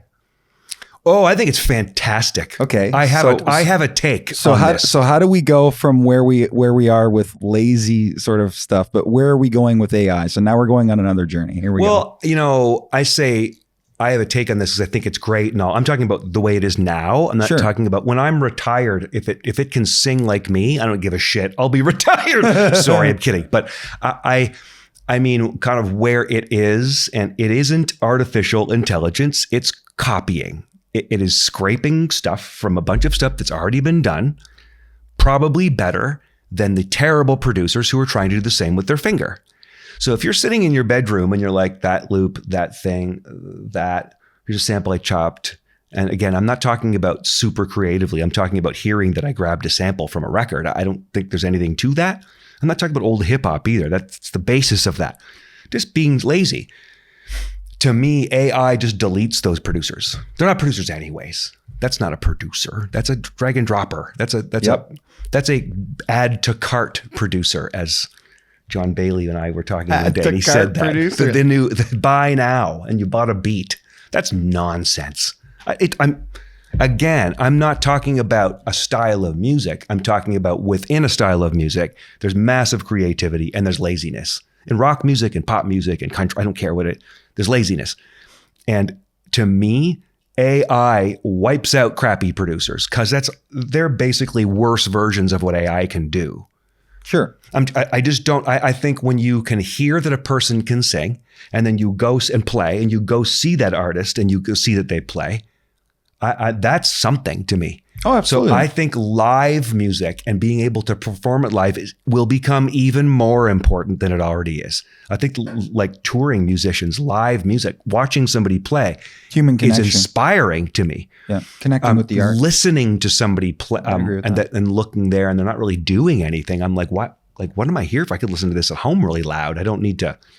So I honestly, and that's maybe me just having a silver lining with the AI thing, but I think it does definitely create problems for terrible producers and musicians. Own your craft. But why should terrible musicians and producers be making famous music? I think those people, again, I'm sounding like an old angry man, and I'm really not. When you take amazing music that you've crafted, regardless of what you use to make it, and it's creative and it touches somebody, I don't have to like it, but if somebody touches, I'm like, oh my God, that's amazing. If they love this, that's great. But if it's lazy, if it sounds like everything else, if it sounds, that's easy to do now. So I just don't think it sets anybody apart. I could listen to something and go, that could be 50 producers. Or I could go, this is a little like Dan Lanois did this. And you look and you're like, ooh, actually he worked with him 10 years ago with it. I like stuff like when I can hear personality in a recording. And I think people don't even know it, but they can hear that. They don't know why they like certain things over other stuff. They're fed stuff and they like it or they don't. But to me, they might not know why they like that mix that's better than that person's. They're just like, it moved them somehow. Engineers did that. Producers did that. Songwriters did that. You know, I've seen so many posts that have said like, I thought AI was going to help take away the mundane jobs so we could all go make art and stuff. What we don't need AI making art so we can keep doing mundane, shitty jobs. What this is literally backwards. Let's have the budget and the spreadsheets written by AI. I want to go like make music. Very weird. And it will become amazing. I know there's amazing tools in all of it. I love the technology. I'm fascinated with all of it. I just want to hear a human that puts something in it, you know. Yeah, still have whether the it's human a element lyric or whatever. Well, it'll have to be, because I think that we're wired as humans to have connection, right? And this sort of community. So I think, you know, I don't think that's going to go away. And I would actually agree with you. I never thought about it that way before, but I would agree that it will emphasize that even more, right? Yeah. When you hear Adele sing, I'm hearing a woman sing a song. I hear Bono sing. There's a guy singing a song. Doesn't sound tuned. Doesn't sound manipulated. Might have been, but they did a good job if they did, because I can't hear it. Sounds like every now and then there's a note out of tune. I'm like, that's a human. Or like I said, like the Brothers Landreth, for example, an unbelievable Canadian band. Listen to records, watch them play, and I'm just like, I don't know whether to sell my guitars or go home and practice. That's the feeling. At 56 years old, I've been playing for 50 years. And when a person can make me go, oh no, and they're like 30, I'm like, yes. Like there's people that can still push you like that. If I just go see somebody and I'm like, I could write that this afternoon. Like I could go home and make 20 of these while we're sitting here. It does nothing for me. That's for me. I'm not saying I'm right. I'm right for me. It's my opinion, but I think of course. People connect with people, like you said. Yeah. And when you see that, I think it's, and people connect with that. I mean, you wouldn't even know, like not this past Taylor Swift tour, the previous one. I don't remember what it was called. A guy that worked downstairs, Dan Burns, he worked with me in Charterhouse a couple of years. One of my assistants. He moved on to LA and did a bunch of stuff. And then he's partially responsible for that tour. He's on the tour. And, you know, the playback guy, you know, the people that do, it's all pre-done and they hit play and the musicians play along. There's not one thing being played back on that tour. Not one thing. Humans are playing all of it. And the production of the show, and you're like, why though? You don't even, it sounds so perfect. It almost sounds fake. And the musical director who hired my friend Dan was like, people will notice it. They might not know why, but they're going to feel that there's people giving us that. Yeah. So the programming, the stuff that had to go along, to go into humans just playing it, but all these sounds firing off and the musicians don't even know. They're just playing drums, playing guitars. That, you know, when you've got somebody like that they don't need to do that. They're making a decision to have humans play those parts when humans aren't even playing them sometimes on the records. It's programmed drums. But live, it's like a bit of both. That's cool to me because they don't have to do it. They could make more money by not doing it. Yet it was the biggest grossing tour in the history of the world at that time until the next tour she did. So it's like there's something to a human, like art. It's a human thing. Absolutely. Yeah. I had on a few episodes ago, I had on Jason Spanu, DJ Shine. He's he goes by Fame Diet now, but he's Nelly Furtado's program guy and does the stuff with the Junos too. And you know, and that's totally its own type of art form, like you're saying, right? Yeah. Like that's its own thing altogether. It's interesting that you bring up the Taylor thing and like the big concert thing. You know, I haven't seen him live. I'm probably I worked with him years ago when he was in NSYNC, but Justin Timberlake does that too, where he's got like a ton of live musicians on stage with him, right? Like, and it's exciting to me because I think those things could be on the record too. it does bug me a little that it's easy to have somebody, that's what this kind of, like people are used to hearing this.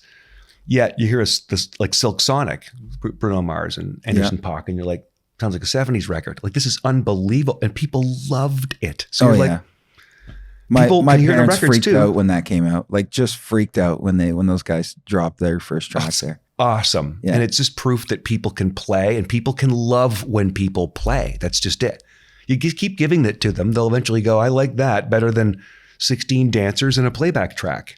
Just I'd leave if I saw that. I'd be like, I just paid money to watch somebody fake. Like that's crazy. I don't have any problem with a little bit of the backing track stuff. I don't. To make the show better, lots of people do it. I think it's when it becomes the show is when there's a problem. Well, that's the fine line, right? And I mean, there's some. I noticed we got a photo, I think, of you with Larry. But one of the coolest nights of my life, actually. What was going on there? What was that? Well, that's the Joshua Tree Tour, which is what, 2017, 87 when it came out. Yeah. That's my favorite band of all time. So, and I love a lot of music, but that's everything to me, especially as a kid. And I got a call from Dolores' husband, at the time ex-husband, obviously still, and said, do you want to go see the Joshua Tree Tour? I mean, he knew I loved that band, but I don't really knew, like, the second biggest export ever out of Ireland, next to U2, is the Cranberries. So me being starstruck over her friend, Larry Mullen, is probably not cool. I avoided it. I never said a damn thing. Wow. I liked it. I was like, oh, I really like them. I never said a damn thing. It was like a dream, basically. And that was a big record for me. And they said, he said, do you want to come to see the show? And I'm like, lost my mind. I'm like, of course I would. So, well, we'll go the little pre-party and stuff, and we'll hang out with Larry before the show and whatever. And I'm like, are you serious? So we get in the friends and family line at a U2 show. And I'm like, friends and family. It was pretty awesome. And then we waited. And that tour, the Joshua Tree Tour, they were based out of New York City. They flew every night. The whole family was the tour. They all bought condos. They all lived in New York City. Every night it would be like, oh, well, we got to go play. Get on a jet, land, no sound check. It was probably the sound check from last night's virtual sound check because it's walk up, play, get on the plane, go home and sleep in your own bed. That was the entire North American tour. That's crazy. So he's getting texts saying, oh my God, what the hell's with the traffic in the city? It's Toronto. And it was bad that night. And finally, somebody comes and gets us. I mean, there's a lot of people. I remember going, hey, to Bob Ezrin, of all people. I had met Bob a few times, but I was like, I was not there to talk to Bob Ezrin. I'm like, Larry Mullen. And then and it was going to be Larry because was the closest friend of Dolores's in the band. And then they lead us downstairs, and I'm just taking these weird back. I don't really even know where you are, right? Elevator there. So we're walking by, and I take a look to the right, and I'm like there's the venue. I mean, you look out, and it's the Rogers Center, and I'm like, what the? Like I almost don't really think of it. Go back, and everything's all pipe and drape. They make their own like makeshift rooms, and Larry's meeting room, like to meet buddies and friends and whatever. So he comes down, and I'm like, what the? Like it was weird for me because being a 14-year-old kid and like worshiping this band. And great person, like spoke to me and my wife as much as he spoke to Don and his girlfriend. And it was just strange. At the end, I was like, I'm not the kind of guy who's going to get a picture. I'm not like, well, thank you very much. And my wife goes, Larry, can we get a picture of you? Oh, of course you can. Like, thanks. Because I would have just let that go. I just can't do it. And then we look at it like my wife's not tall and my wife's taller than Larry. So to walk out there and stand in the front of house, like there's a special, you get the VIP thing, and we're on the front of house platform. Will Arnett was on that platform. So I'm like, BoJack Horseman. So we were raised up a little bit, and it was pretty awesome, like to see the show from just in that sort of comfortable front of house position in the middle and not having to be down in the seat with the peasants. I'm just kidding. But to stand there, and then Larry walks out and starts with Sunday Bloody Sunday, because they do a few other songs that aren't on that record first. And I'm like, we just had a conversation with that dude. He's like wearing the same shirt. Like it was just came in, met us, walked on stage, started playing, got on the plane, flew home. Like it was pretty amazing. June 23rd, 17. 2017. I know it's June 23rd because it's my brother's birthday and I was this close to going, can you just say happy birthday? Like, hey, it's Larry Mullen, Dave. I couldn't do it. I just couldn't do it because I don't have the nerve. Yeah. But I was this close. That's awesome. I was at that show. And I grabbed that picture off your Instagram and I actually saw my own comment that I wrote. Oh, no way. Yeah. And I remember, I was at that show. Well, that amazing, like beautiful looking video wall. That's the front of house guy's son that designed all of it. Is that right? Eh? And it looked like we were watching like 8K television. It was unreal. It was, and I'm a massive fan of that album too. Yeah.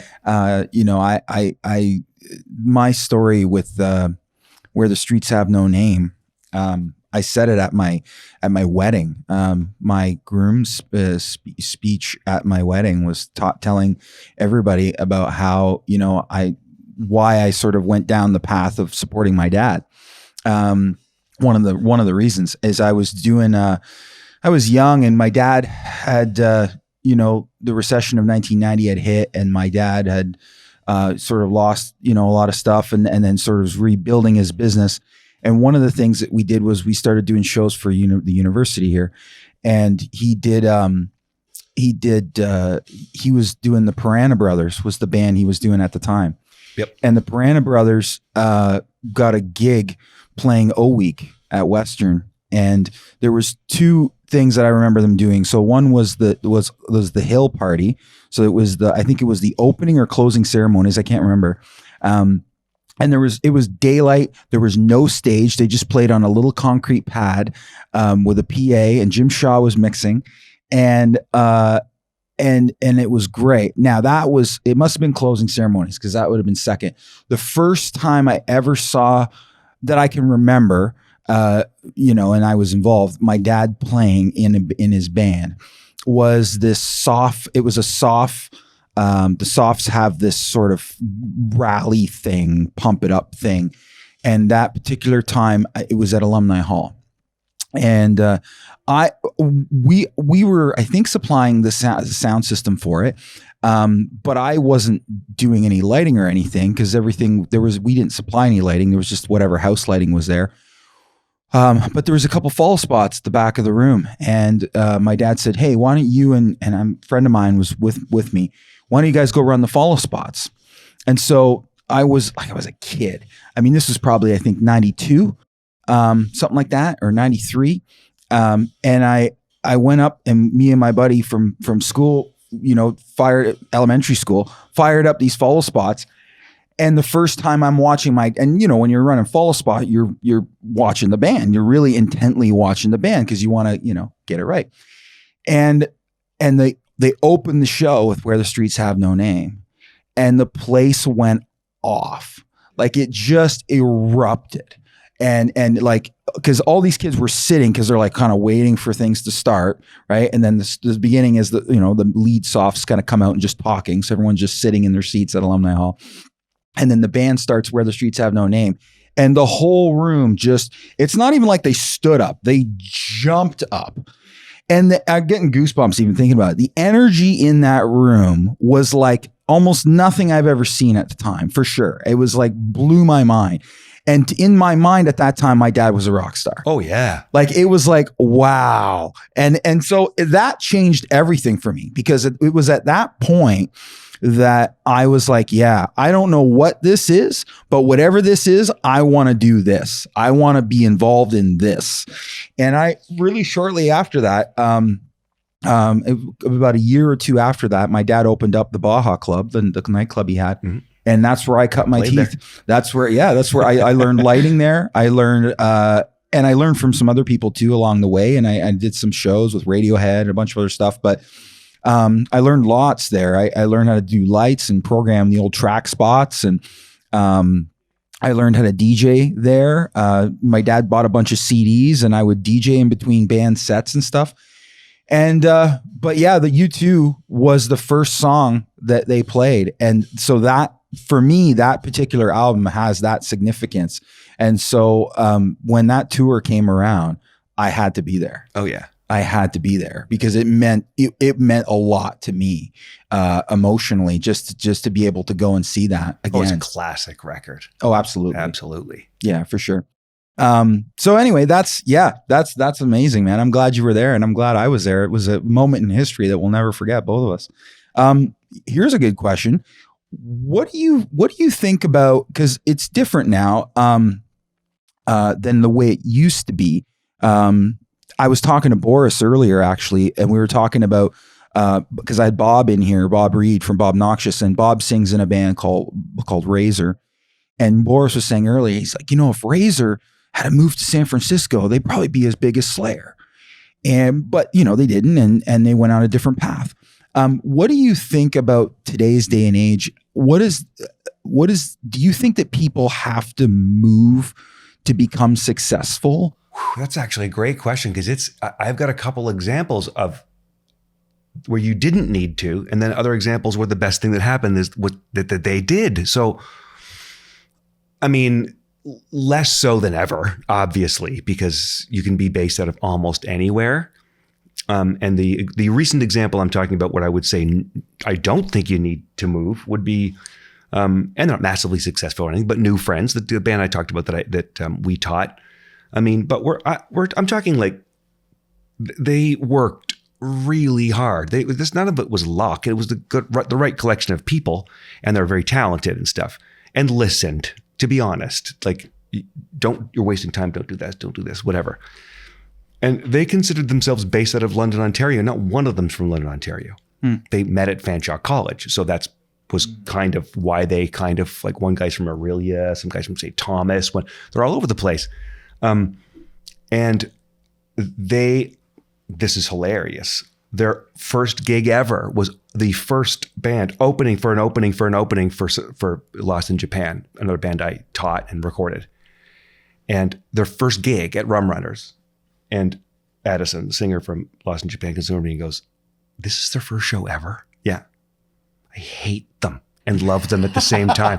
They were so far better than everybody else. Wow. And it was a show. And now it's like, oh, this thing happened quick. They rehearsed for 2 solid months almost every day for a 1-slot opening show at Rum Runners, because you don't know who's going to see it. So Brandon Eady, who books the club, recorded a little bit of it and sent it to Feldman. They got signed to Feldman, the biggest booking agency in the country, on their first gig ever from a cell phone recording. Jesus. So you've got to know that they were doing something right. Wow. Right? So Yeah, it's absolutely. like, well, sort of based. They're not based out of anywhere. They're in Germany. They were playing all over the States. They're doing a bunch of shows here. It's just, so that's a great example where it was like, no, I mean, they got the gig. Feldman didn't see them face to face. This was a cell phone recording of an opening gig in London, Ontario, and they didn't even meet. What band is this? New Friends. New Friends. Yeah, if you go look them up, there's a record that came out last year that I mixed one song on, but it's one of the producers that's on it, Steve Molella. He's the drummer from Finger 11 and a great producer. Yeah, I know Steve. Yeah, especially for like currently like pop music, kind of almost like alt pop, very, very good at what he does. And stuff just took off, like a deal with Slate Music, which was $100,000 a contest that one of our profs badgered them to finally enter, and they ended up winning, and that's what ended up funding all this. And you're just like, stuff just keeps happening, but they're based out of nowhere. There's no home base for this band. And you're like, hailing from Toronto. I would bet they may say London, they may say Toronto. I don't even know where they'd say. They're Canadian. I don't know. So, Yeah.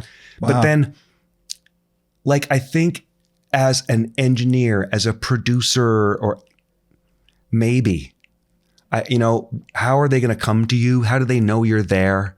Like, I think, and I say that when I'm not one of those people that did move. So I had this ridiculous idea they'd eventually come to me. Now, they did. But that was hard. It was rare. It was a little bit of luck, maybe. So who you knew, maybe? Pardon me? Who you knew a lot too? Yeah, but the people I knew that came from doing the work, right? I didn't know them before. So Sure. It was just a lot of slugging it out. And I bet you it would have happened sooner if I left. I'm glad I didn't, to be honest. I'd never wanted to do that. I don't want to be somebody's assistant. I don't want to live in Toronto. I don't like Toronto. It's cool. I'll drive through, visit, and get the hell out of there. I live in a small town. We're one of the fastest growing cities here in London and Canada for a reason. It's because there's a lot of people that just don't want to deal with 2.5 hours going home in traffic. Right? I know. So I think in some areas, yeah, like the music business is in Canada, is Toronto. I mean, there's lots of stuff going on in Vancouver, Montreal and stuff, but the heads of companies and stuff. So I think there's a portion of it, but as an artist, man, I don't know. I mean, some of the best artists ever were not based they come from small towns, not necessarily tiny little towns, but not Toronto. When was the last big band you can think of that's based out of Toronto? Oof.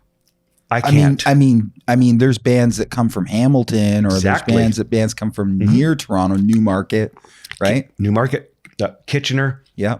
St. Catharines. Near there. So they can get there, they can get back and forth. St. Catharines, yeah. Odd places, like Honeymoon Suite was from the St. Catharines, Niagara Falls kind of area. Yeah. And it's odd little places. And you think about it and you're like, Drake, he's a single artist, right? Mm-hmm. But a lot of great producers coming out of Toronto. M.I.A, a great rapper and artist. She's up for 3 Junos this year. She won Rap Album of the Year 2 years ago. I taught her in 2011, something like that. Unbelievably good. You knew that the second you saw her. You're watching a rock star from Brampton. So that's the GTA. So that's all. I'd consider that Toronto still. Yeah. But so there's a few people that do well, but you're like, the guess who? Winnipeg. Like you look at, so it's kind of funny. So as an artist, they'll move there and be based out of there, but it's kind of funny because some of the biggest bands that came out of our country did not come from Toronto. It's actually, I'm hard pressed to, I'll have to look that up to be totally honest. Yeah, right. And I don't, and there's a few theories of that. There's less to do, right?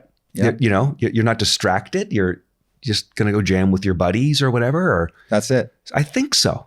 Yeah, no, that's a big part of it. I think because, the big city, there's a lot going on. There's a lot of distractions. Yeah. Right. That cause you to not get together and not, create that part for that next track or whatever. Right. There's just a lot going on. So let's talk about the Fanshawe thing. Yeah. How did you get from sort of EMAC? So, we've sort of got the transition of you starting in DB and EMAC, and then, where did Fanshawe come in? I love talking about the stuff, the gear and all that kind of stuff. So that was maybe going to be a natural fit at some point in my life. But about 3 days before school started in September of 2007, I got a call from our old coordinator, Steve Mallison, and he said, do you want to take Jack Richardson's job and teach first year production? Jack taught first and second year. First, a little overwhelming because it's Jack. And I was like, oh, I have not thought about this. I was 39. I'm really glad I started when I did, but I'm like, I don't know. How much again? How much do you pay and how can it work? What do you do? And I'm like, it's in London. I'm in London. So you can pack all my classes into 2 days and I could do anything I want. They're like, yeah. And you pay me how much again? It was like good money for a part-time. And I was like, I'll give it a shot. And that just because the deal the part-time gig didn't work out with the other person because they were just too far away. And they're like, wow, to travel, blah, blah, blah. So they knew me and they called me. So just being known in London. And I was like, yeah, I'll give it a shot. And I was, 2 months in and I'm like, I like this as much as I like making records. So I'm like talking about it and teaching them and having them kind of almost hang on every word. And actually you got to watch what you say because they truly take what you say as the truth. So I'm like, this is an opinion. And you'll say, this is a fact. It's seriously, they'll take what you say is because that's what they're there to do is learn. And I loved it. I did that part-time for 2 years, left for a year, went back and was in second year production part-time. And, but at that time I'm like, I want this to be a gig. I would love a full-time job at a college or university like that. Well, college, you can't get a job at university if you don't have a degree. College is different. They want experts in the field, sort of, in the trenches kind of people. Sure. And I loved it. Loved. And in my second year teaching there, I got a teaching award. And then a year after that, I got a Juno Award for the discipline that there was a job opening up as a full-time person. And I'm like, okay, this is lining up for me to possibly do this. And the gig came up. So it's actually kind of rare the way it happened. And so I taught part-time for 4 years. And then it came up. I was a professor in recording engineering. So I had blinders on in the studio I was with students. That's all I knew about the program. I knew more about the program, but not in detail. And then in 2016, the coordinator said, I don't want to coordinate anymore. I've been doing it for 10 years and I'm burning out. And it's the job I always said I'd never do. And I'm like, I had just had back surgery. I remember that. I couldn't walk at that time. And I remember spinal fusion. I remember sitting you in the office. Yeah, it was. Yeah, I remember being here one day and it was really bad. It was like and they 6 screws and rods in my back and I'm all good now. And I had this for years. And I was on pain medication too. And I'm like, sure, I'll coordinate. I swear I was under the influence. And then, which means you don't teach as much. I loved being in the studio teaching, but this way I know everyone, first years and second years. I lecture in recording engineering, not in the studio with them, just an hour a week talking to them, and the second years. And also teach them Pro Tools because I've been using Pro Tools longer than they've been alive, which is a little weird. Yep. It's software, so it's a little strange. It still seems new to me, like the technology. So it was just, again, like the studio thing where it was like a natural, I wouldn't have taught if somebody said, it's George Brown College or it's Mohawk, I got to drive for an hour, or I would have been like, I just did it because I was near there. I lived 5-10 minutes from Fanshawe. So it was easy. And then when I was there, I'm like, holy crap, I love this. It's that simple. And then now, we're starting a 3rd-year artist development program that starts in January of 25. Oh, really? Music business and also artists. And it'll be the first of its kind in the country, just like M.I.A. was in 1975, the first of its kind in the country. And except me and Dani are designing the entire course, and it's going to be music business people, but also artists. We can probably shave 5 years off an artist's career by taking a program like that, a 1-year program. They go through M.I.A. first. They got to know that stuff because the core of it is in there.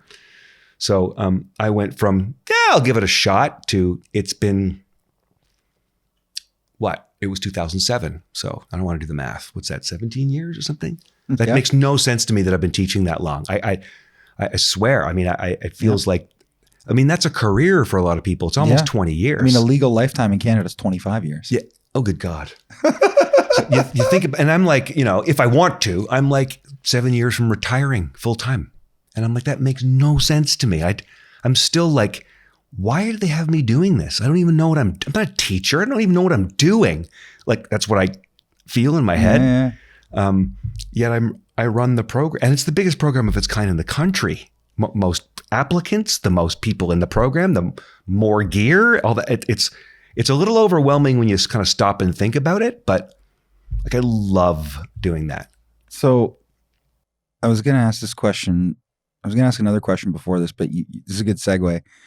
Have you ever sat down and thought about how what you've done by going into that program, how that has changed not only the life of all the students that you've touched, but the world in general because of the music they've gone on to make because you got involved in it? Oh, yeah.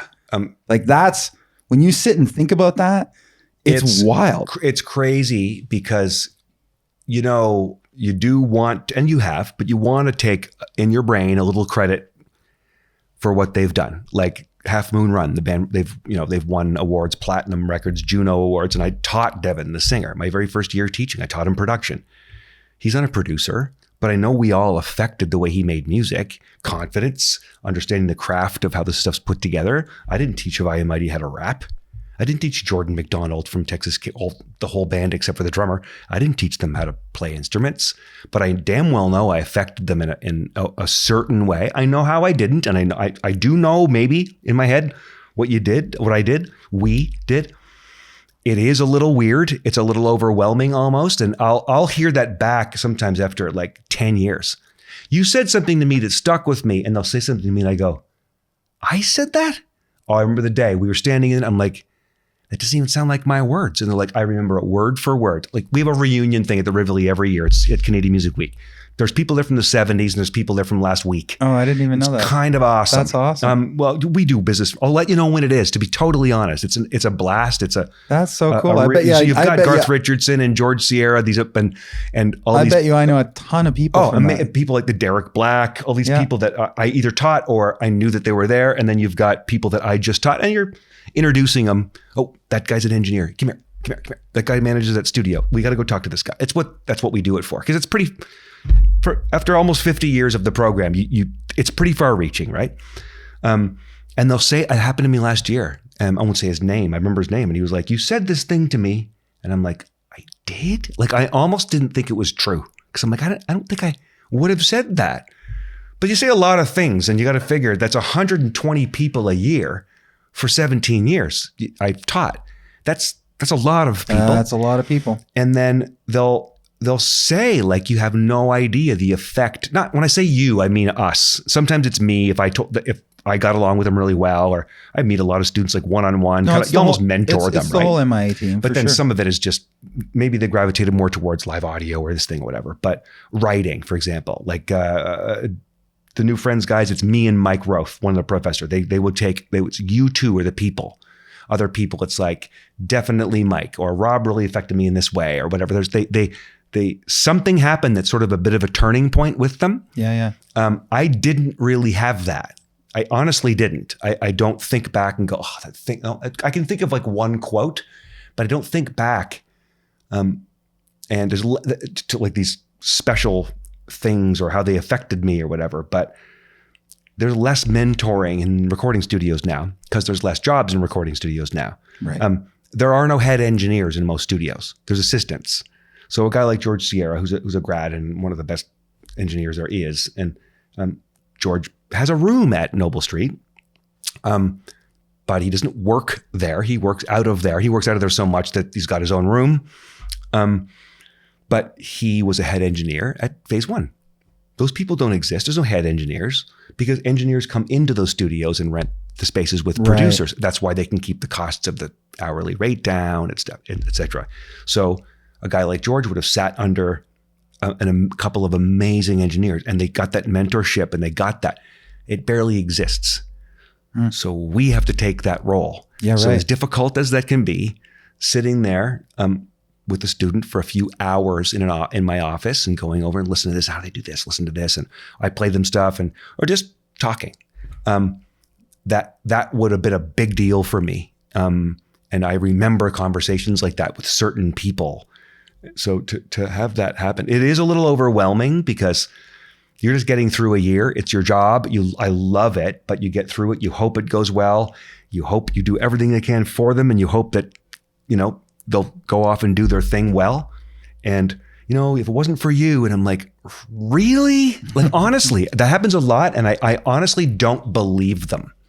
You think they're just... because you just taught them the same stuff you taught other people, but there's these little nuggets of things that you drop that were nothing to what we said.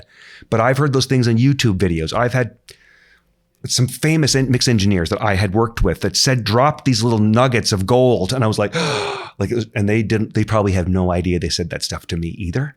So that means something when, even if you don't remember saying it, it's kind of awesome. Yeah, absolutely. The program, years ago, my cousin applied for the program, and he ended up going on to do radio instead. But back in the day, I remember that the program required you to submit a demo. Yep. Is that still a thing? Yep. Two demos. Yeah. It's a supplemental application, which is a 1-page, little fillable, like stuff that doesn't show up in transcripts. Like you can't say, I've been playing guitar for 14 years on a transcript. That's high school grades and post-secondary. That shouldn't get you in an art program. So part of your application, you fill this out. You basically tell me who you are. And yes, I'm the only one that looks at them. It's a big job. And 2 MP3s and a recording. They have to have recorded it. And the other one, they have to have written it. They're like, but I don't write. I'm like, oh, you pick up a guitar and noodle and record it. I've had lyricists only and they'll read it. awesome because that's a thing that not everybody can do. I've had people play the flute, some stuff, full productions. I'm the guitar player. This is a band that Aaron Murray did. I've had all sorts of stuff like that. It's like, I'm the guitar player in this band. This is a professional recording. I didn't do it, but I'm the guitar player. Wrote the guitar parts and I'm in the band. That's great. I wrote the song or whatever. So everyone is so drastically different that I hear stuff that I can't believe a kid did. And then I have stuff that I can't believe was so bad that they submitted. I'm going to be honest. Of course, you get all sorts of stuff, but yeah, you still do. In the old days, you used to have to prove it was you. So you sent a demo tape in, and then during the first week, you stood there and played the damn drums. And if you couldn't play, they were like, yeah, that was your friend. Get out. Wow. Now, we just have to hope they're telling the truth.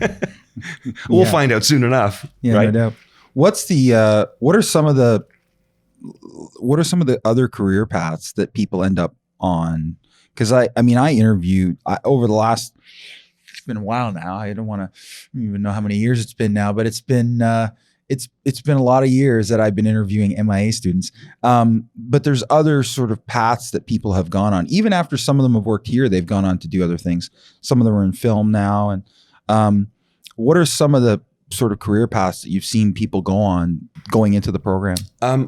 The obvious ones would be production, engineering, songwriter, artist.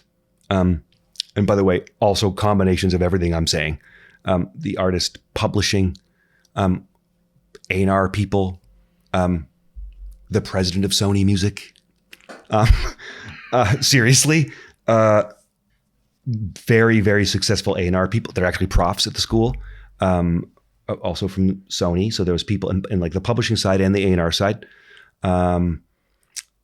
Sound design and film, like in the audio for film, audio for video side, which would be sound design, Foley recording.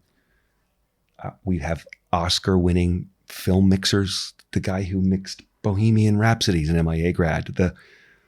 One woman came in 3 years ago to record shows, like she does Foley for a living, records the live sound effects basically.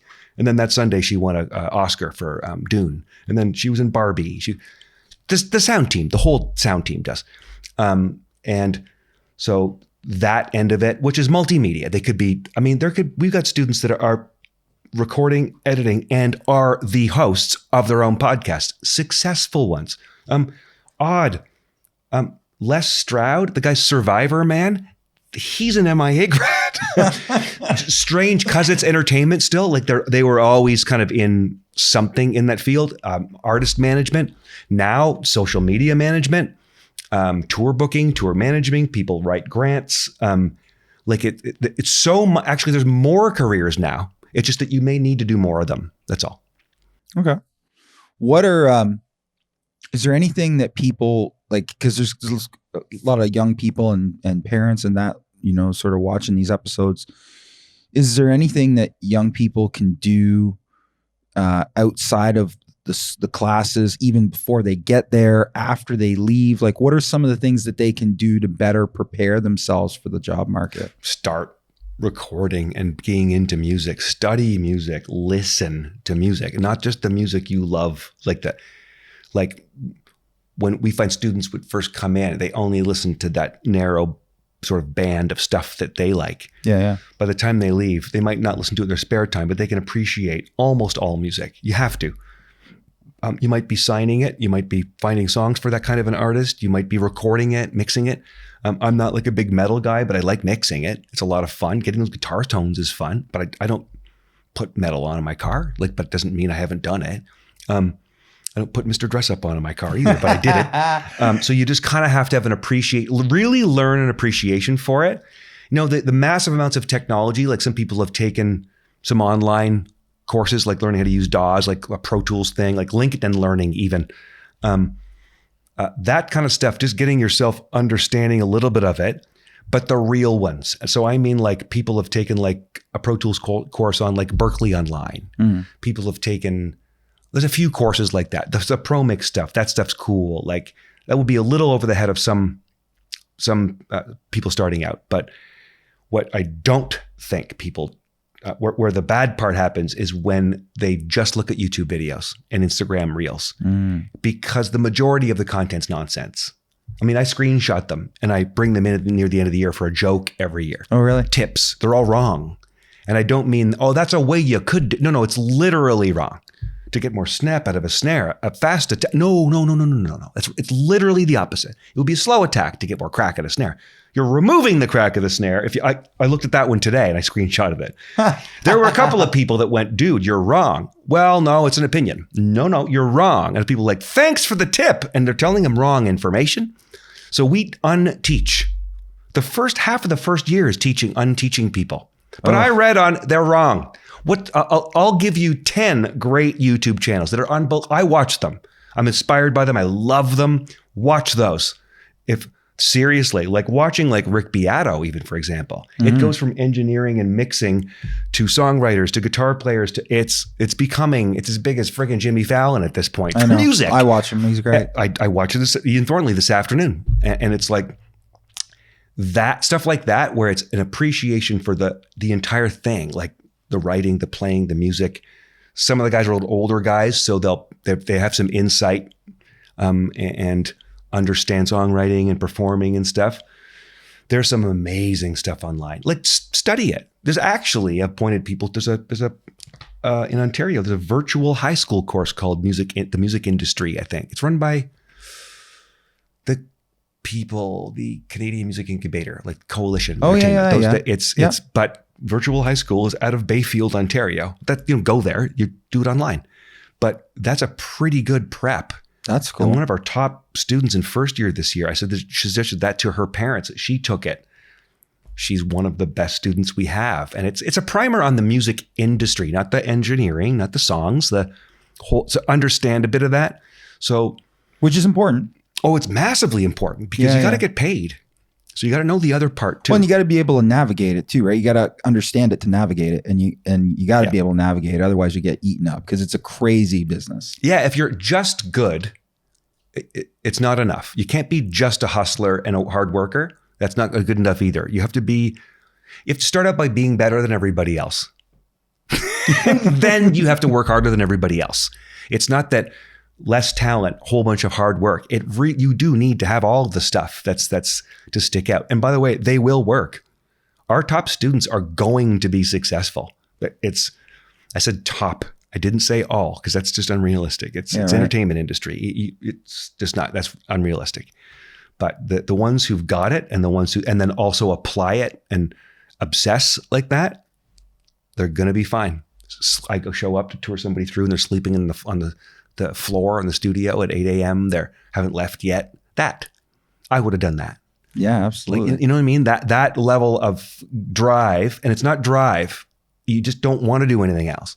Mixed with being really good, but being really good comes with doing it over and over again. So obviously help each other. It's like sports. It's the same thing, right? If someone wants to be a great golfer, well, guess what? You best be hitting 200 to 400 balls at least every single day. Yeah, and if you don't want to, it's a hobby. It's totally great as a hobby. Seriously, playing pickup hockey is awesome. There's 700 NHL hockey players? Yep. How many people are playing hockey in the world for fun, wanting to go into junior A and junior B and then maybe get drafted? Nobody goes, don't do that. It's stupid. There's less chance of being a professional hockey player than a musician or an engineer or a publisher Totally. Because there's more jobs in that than there is in being a professional musician. It doesn't stop people from playing football though. Still going to do it. So on that note, here's a question. How do you sort of see, because I feel like music, getting into the music industry, into being an artist and all that, young people have phones and iPads really young in life. My daughter's 5. She's had an iPad for a couple of years now. So they grow up on this technology and of course have access to games, to all kinds of stuff. Now, we limit my daughter's time on the devices in a way, like when we go to school in the morning, she can only play music, which now is causing her to sing. Like she was singing Taylor Swift's song this morning, right? So I'm trying to drive that in the right direction. But the point of the question is, what I feel we're experiencing a bit is that there's a lot to compete with. So we're competing with, video games. We're competing with, for depending on the age of the person, through the pandemic, there's a whole pile of new people that just learned how to invest in Bitcoin and the stock market and how to mine cryptocurrency. And like, there's so many things, that music ends up competing with.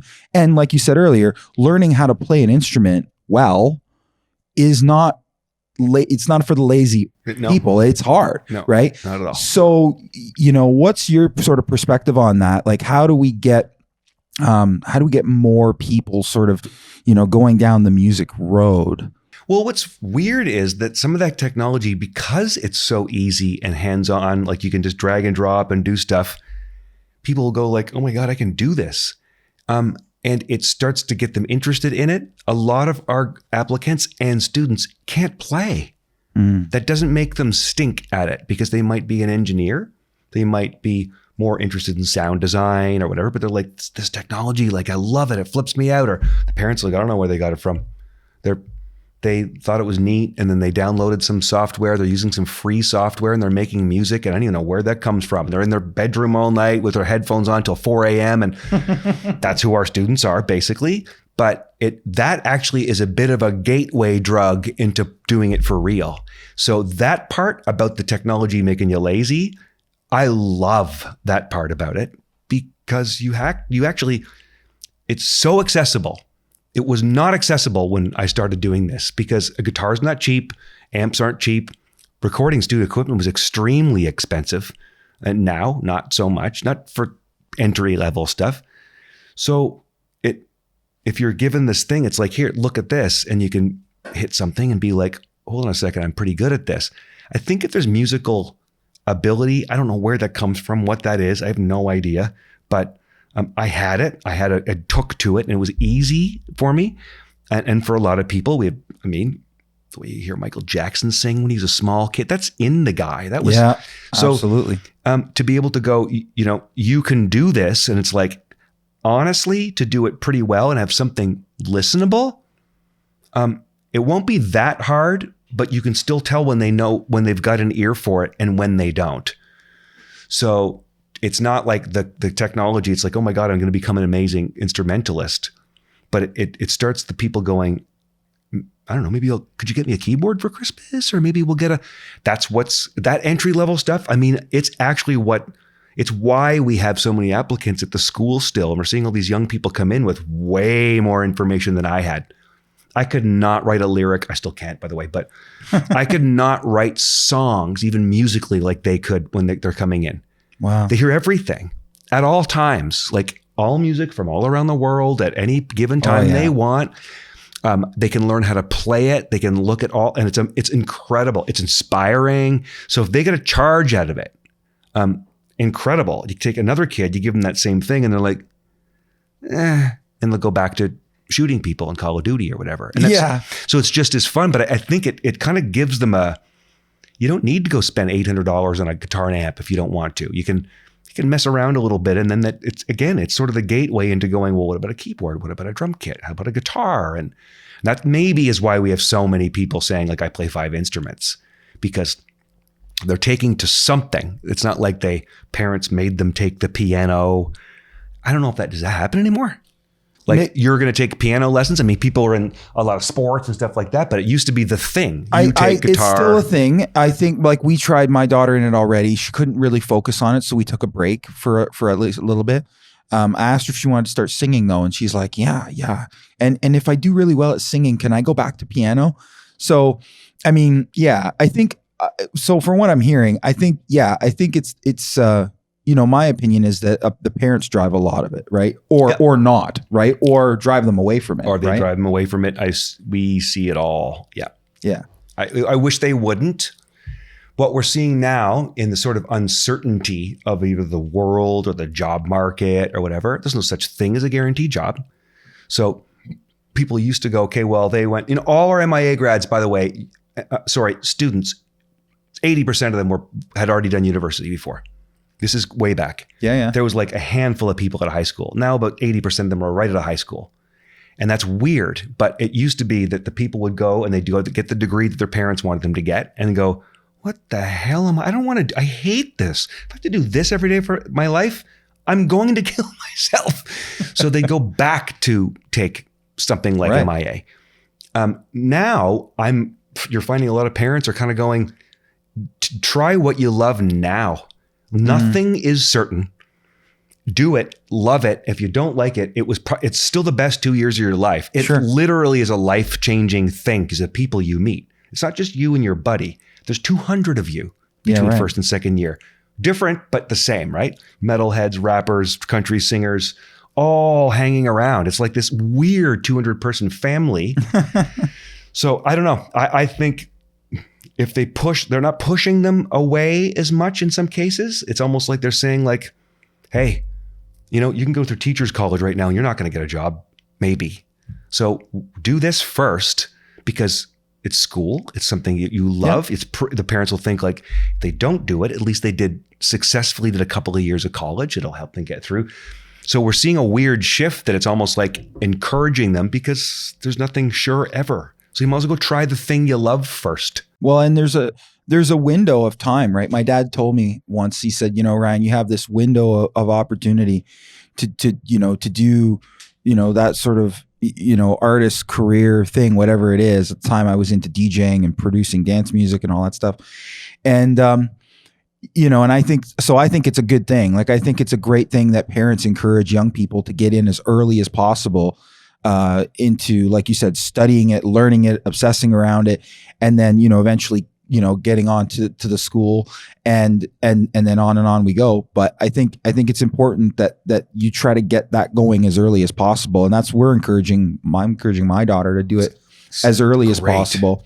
And I'm already, even now she's in junior kindergarten. I'm already thinking about, okay, so if she, cause she's a couple of years advanced, cause she's a little smart little girl, way smarter than I ever was at her age. And so I'm like, okay, well, if she gets to grade 8, how's that going to work if she goes into grade 9 and everybody's kind of going to hold her back? Like, I'm already, as a parent, I'm already trying to think about all this stuff. But at the same time, I'm like, okay, it's not working out in piano, but I still want her to do music. And she likes hitting drums. So maybe I'll bring an electric drum kit home. Yeah.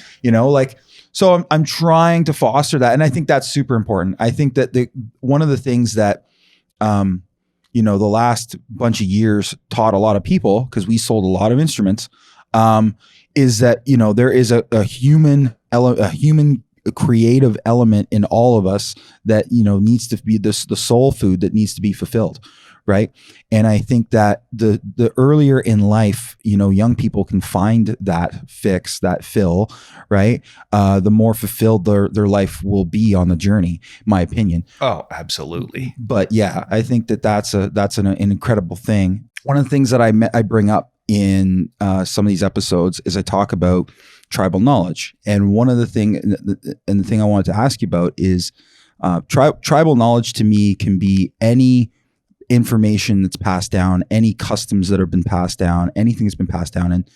And for many, many generations in human existence, it was thought of like, okay, this has to happen. We have to pass down to the next generation all of these hunting, ways to hunt, ways to preserve food, ways to cook food, all these things, right? From years ago. And customs, even up until I would say my parents' generation, that was still happening. One of the interesting things about the internet is that there's a number of generations of people now currently living today that don't value that tribal knowledge or that information the same way as people in previous years, because those people had to learn, like you said, they had to mentor, they had to learn under those people to learn it. And nowadays there's this sort of approach where it's like, well, no, I don't have to, because I have my phone and I have Google and I can go look. And yes, that's true. But there is still a very high value. Oh, there certainly is. To that knowledge. And so I try to encourage, I'm trying to get that out into the world. I want people to understand that, as important as I think it is to foster your kids into some sort of creative art of some kind to fulfill their soul, I think it's equally as important for them to learn all this knowledge, whether it's how are my grandma's pancakes made? Because one day grandma's not going to be around, and then I'm not going to be able to ever taste that pancake again, right? Something as simple as that, all the way to, hey, how did Aaron get that kick drum sound on that Legal Kill album, right? Yeah. And you're not going to know unless you were Aaron's assistant in the studio here at Charterhouse, or you talk to him or whatever, right? And that's so one of the reasons I'm doing this show is so that, that we can talk about, the stories and so people can understand your journey. But this is all this tribal knowledge that I'm trying to make sure lives on. Yeah. And so how do you view that? How do you view that? This sort of the lower value that young people today are associating with this tribal knowledge. I've never even thought of it that way, because I think it's massively important. I learned, oh my God, I am everything because of my dad and my mom, and that was passed down from there's stuff you change, you tweak it, you do whatever. That stuff. I don't care if it's how to speak to people, how to address people, how you should be around other people, playing this instrument, building that thing, doing all that stuff. It's so important to me that that's part of what I end up doing at the school. And half of them don't even know they want that at first. I think they might think, well, yeah, they don't, honestly, a lot of them won't know. They'll think like, they'll often Google me. If they Google the program, they'll see that I'm program coordinator. They Google me, and then they'll see interviews, or they'll see credits or something like that. And they'll think, oh, one guy looks like he might know what he's doing or whatever. But they don't know a lot of the other people, and then throughout the couple of years, they're like, you did what? And I'm like, well, oh, I never told you that? Like, we worked with this person, or I did this. How did that happen? When you see somebody that doesn't value that or doesn't think they need to, I'll make that a mission of mine, to be totally honest. I'm like, awesome. I'm the old fart I'm going to prove to you that there's something to the way this was always done, but I love the way it's being done now too. But there's something to the old craft, for example, of it. See, I value that massively, and I'm obsessed with stuff like that, passing that stuff down. I'll watch a documentary on, I don't care, like Clive Davis, which, I did records for Clive Davis, and you're seeing people or you've worked with but you're like, and I've heard these stories from A&R people. I remember him saying that or saying this or whatever, and I'm watching it like, oh, I can't even think of something. It's like Christmas morning when I'm like, take that stuff in, because they did this. There's something to what they did, and that hasn't changed. Just because the keyboard sound changed, or you can go on a drum machine, does not mean that that's all you have to do. That's the only way to do things now. So you'll get people to come in, and whether it's students or young artists you're working with or whatever, they actually learn. They might just think, old guy's got his opinions on this. That I don't care if it's, my parents used to talk about the Beatles too. I hate that crap. That's garbage. And throughout the few months of speaking about stuff, things kind of come out that you're like, oh, you know who did that first? No. George Martin did. You know who that is? No. Because before that wasn't done. This. And like, oh, that's actually pretty cool. Or do you know they used to do that? No. And all of a sudden, the little nuggets of old man information they're important. That used to happen with Jack Richardson at Fanshawe. When you had a history of like that with a guy like him, people used to hang on every word he said. The class is fine. When he'd start talking about a story, or when we did this is how when we were in a situation where we had to do this and we got out of it by this or this, people are like, they didn't, I don't even think they know they wanted that. And then they're like, and they're more interested in that sometimes than they are the textbook stuff you're teaching them. And when you start realizing that, you realize how much you're affecting. They might not have had that from their parents. Their parents might not be musical, and they're thinking like, well, I'll go to school and Guy seems to know what he's talking about mics and stuff. So I'll listen to him. And then over the course of time, they're like, wait a second, this guy might have some stuff that's like, and it's been handed down. It truly has. Mm-hmm. The modern recording industry is started in the mid 50s. It's not that old. No. Like medicine goes back hundreds of years. Like philosophy, it's thousands. Like math, music, modern recording music, like to multi-track, etc. The way we do it now, the 60s.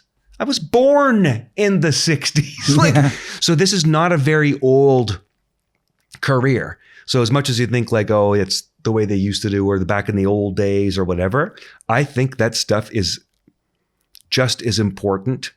Well, it's more important than it ever was because like you said, it's almost like they think they don't need it. You know, well, it's like, a foundation, right?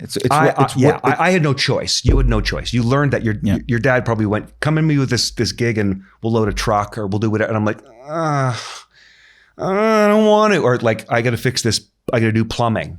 I'm like, I didn't know you did plumbing. Yeah, I don't. We're going to figure this out. And like watching and figuring out whether it's that or doing a fret dress on a guitar, which I learned from my dad, or these things like, Dano, come here. It's like, you're interested in this. Let's take a look at this. Like I loved that stuff. Like, I mean, I craved that kind of knowledge though. But because I can go, oh yeah, blah, blah, blah, and watch that thing and your parents, what are you watching? And they're like, their parents are talking half the time. So the fact that kind of goes away or is going away a little, or it shouldn't, but like I said before, the assistant engineers not working for these other, like getting that mentorship, passing down that valuable information. It's shifting. It's shifting. Like I said, you know, in the recording studio, it's shifted, and that's a shame. So we try to take that role on. Artist development and record companies does not happen anymore. So it's shifting. So we're creating a program to replace what record companies used to do for artists because nobody else is. So it's like, it's so important the way they did it, and it was right. They old people, there's stuff in there. There's wisdom in there. No, and there is, and that's why I think it's important to talk about it, because and for people of all ages to hear us talking about it, because then just like you said earlier, I didn't think of it that way. It's, well, a lot of people don't, right? Because you're living your life, things are busy, things are crazy, the world is crazy.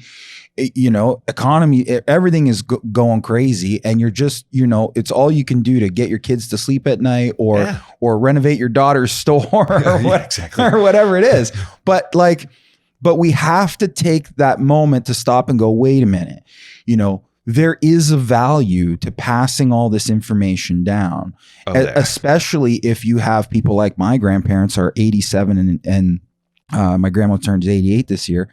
And, you know, they're like the knowledge that they have. My dad did a podcast with Darren Walters that I've listened to probably 6 times, where he talks about my grandfather growing up in Belgium, they were very poor, and they grew up living in a converted chicken coop, you know, and he moved to Canada with nothing, couldn't speak English, no money. He had $100 to his name. He came here. He only knew my grandmother's father here. Came here, got a job working in concrete, worked his way up, got a job because he was he was in the army in Belgium. So he started as a butcher at a meat packing place here. Eventually he got in at General Motors. He retired at, I think, 43 or 44 years old as a millionaire. He saved, him and my grandma saved an entire paycheck the entire 20 years that they were here working. And at 43 and 44, or whatever it was, 44, 45, they both retired as millionaires. You know, a millionaire. But at that time, you know, that was a lot of money. And for 2 immigrants from Belgium that couldn't speak English and didn't know no one here. And so, you know, but they, like you said, they worked really, really, really hard, and they were my babysitters. Like, my parents both worked, so they were my babysitters. So I learned an incredible amount from them. I learned an incredible amount from my mom's parents too, because I went and spent a lot of time up there.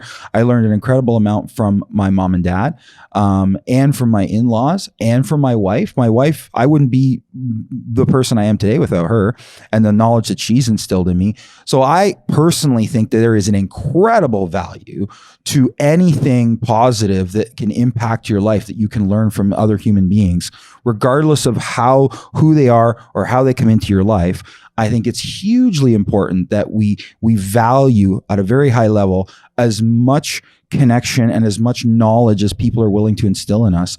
I think it's a huge thing. So, kudos to you and the rest of the team at Fanshawe for what you guys are doing for music, because, Thanks. it has changed the world for sure.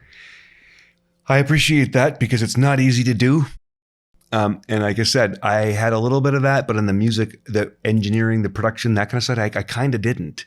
And since I never worked under somebody like that, I had to kind of figure it out. And I know that lots of people that had that, very successful, and they talk about those people and what they learned, like they're gods, like if it wasn't for them. And I have people in my life, in my career that are like that,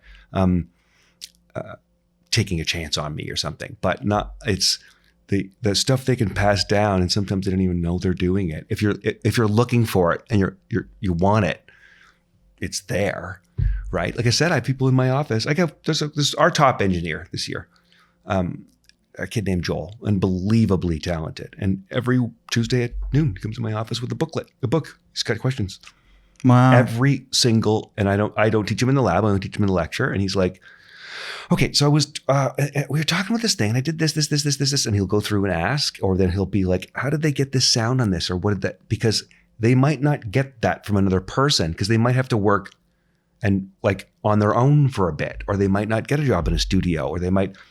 So if we can be those people, great, because they used to just go out there and then they'd have those people in the real world, as opposed to we're having to kind of mentor them like that. And I love it because I loved receiving that from people. So, and most of the time you don't even know you're doing it. You're just talking and they're like, oh, this was so cool. I'm like, really? I'm just talking, I'm old man stuff here. This is just, no, this is the good stuff. Like, and so, I think they crave it, but they don't know. Some of them don't know they crave it until they hear it. And they're like doing mostly hip hop or electronic music. And I don't make electronic music. I've mixed it. I appreciate it, but I know how to do it. It's not my thing.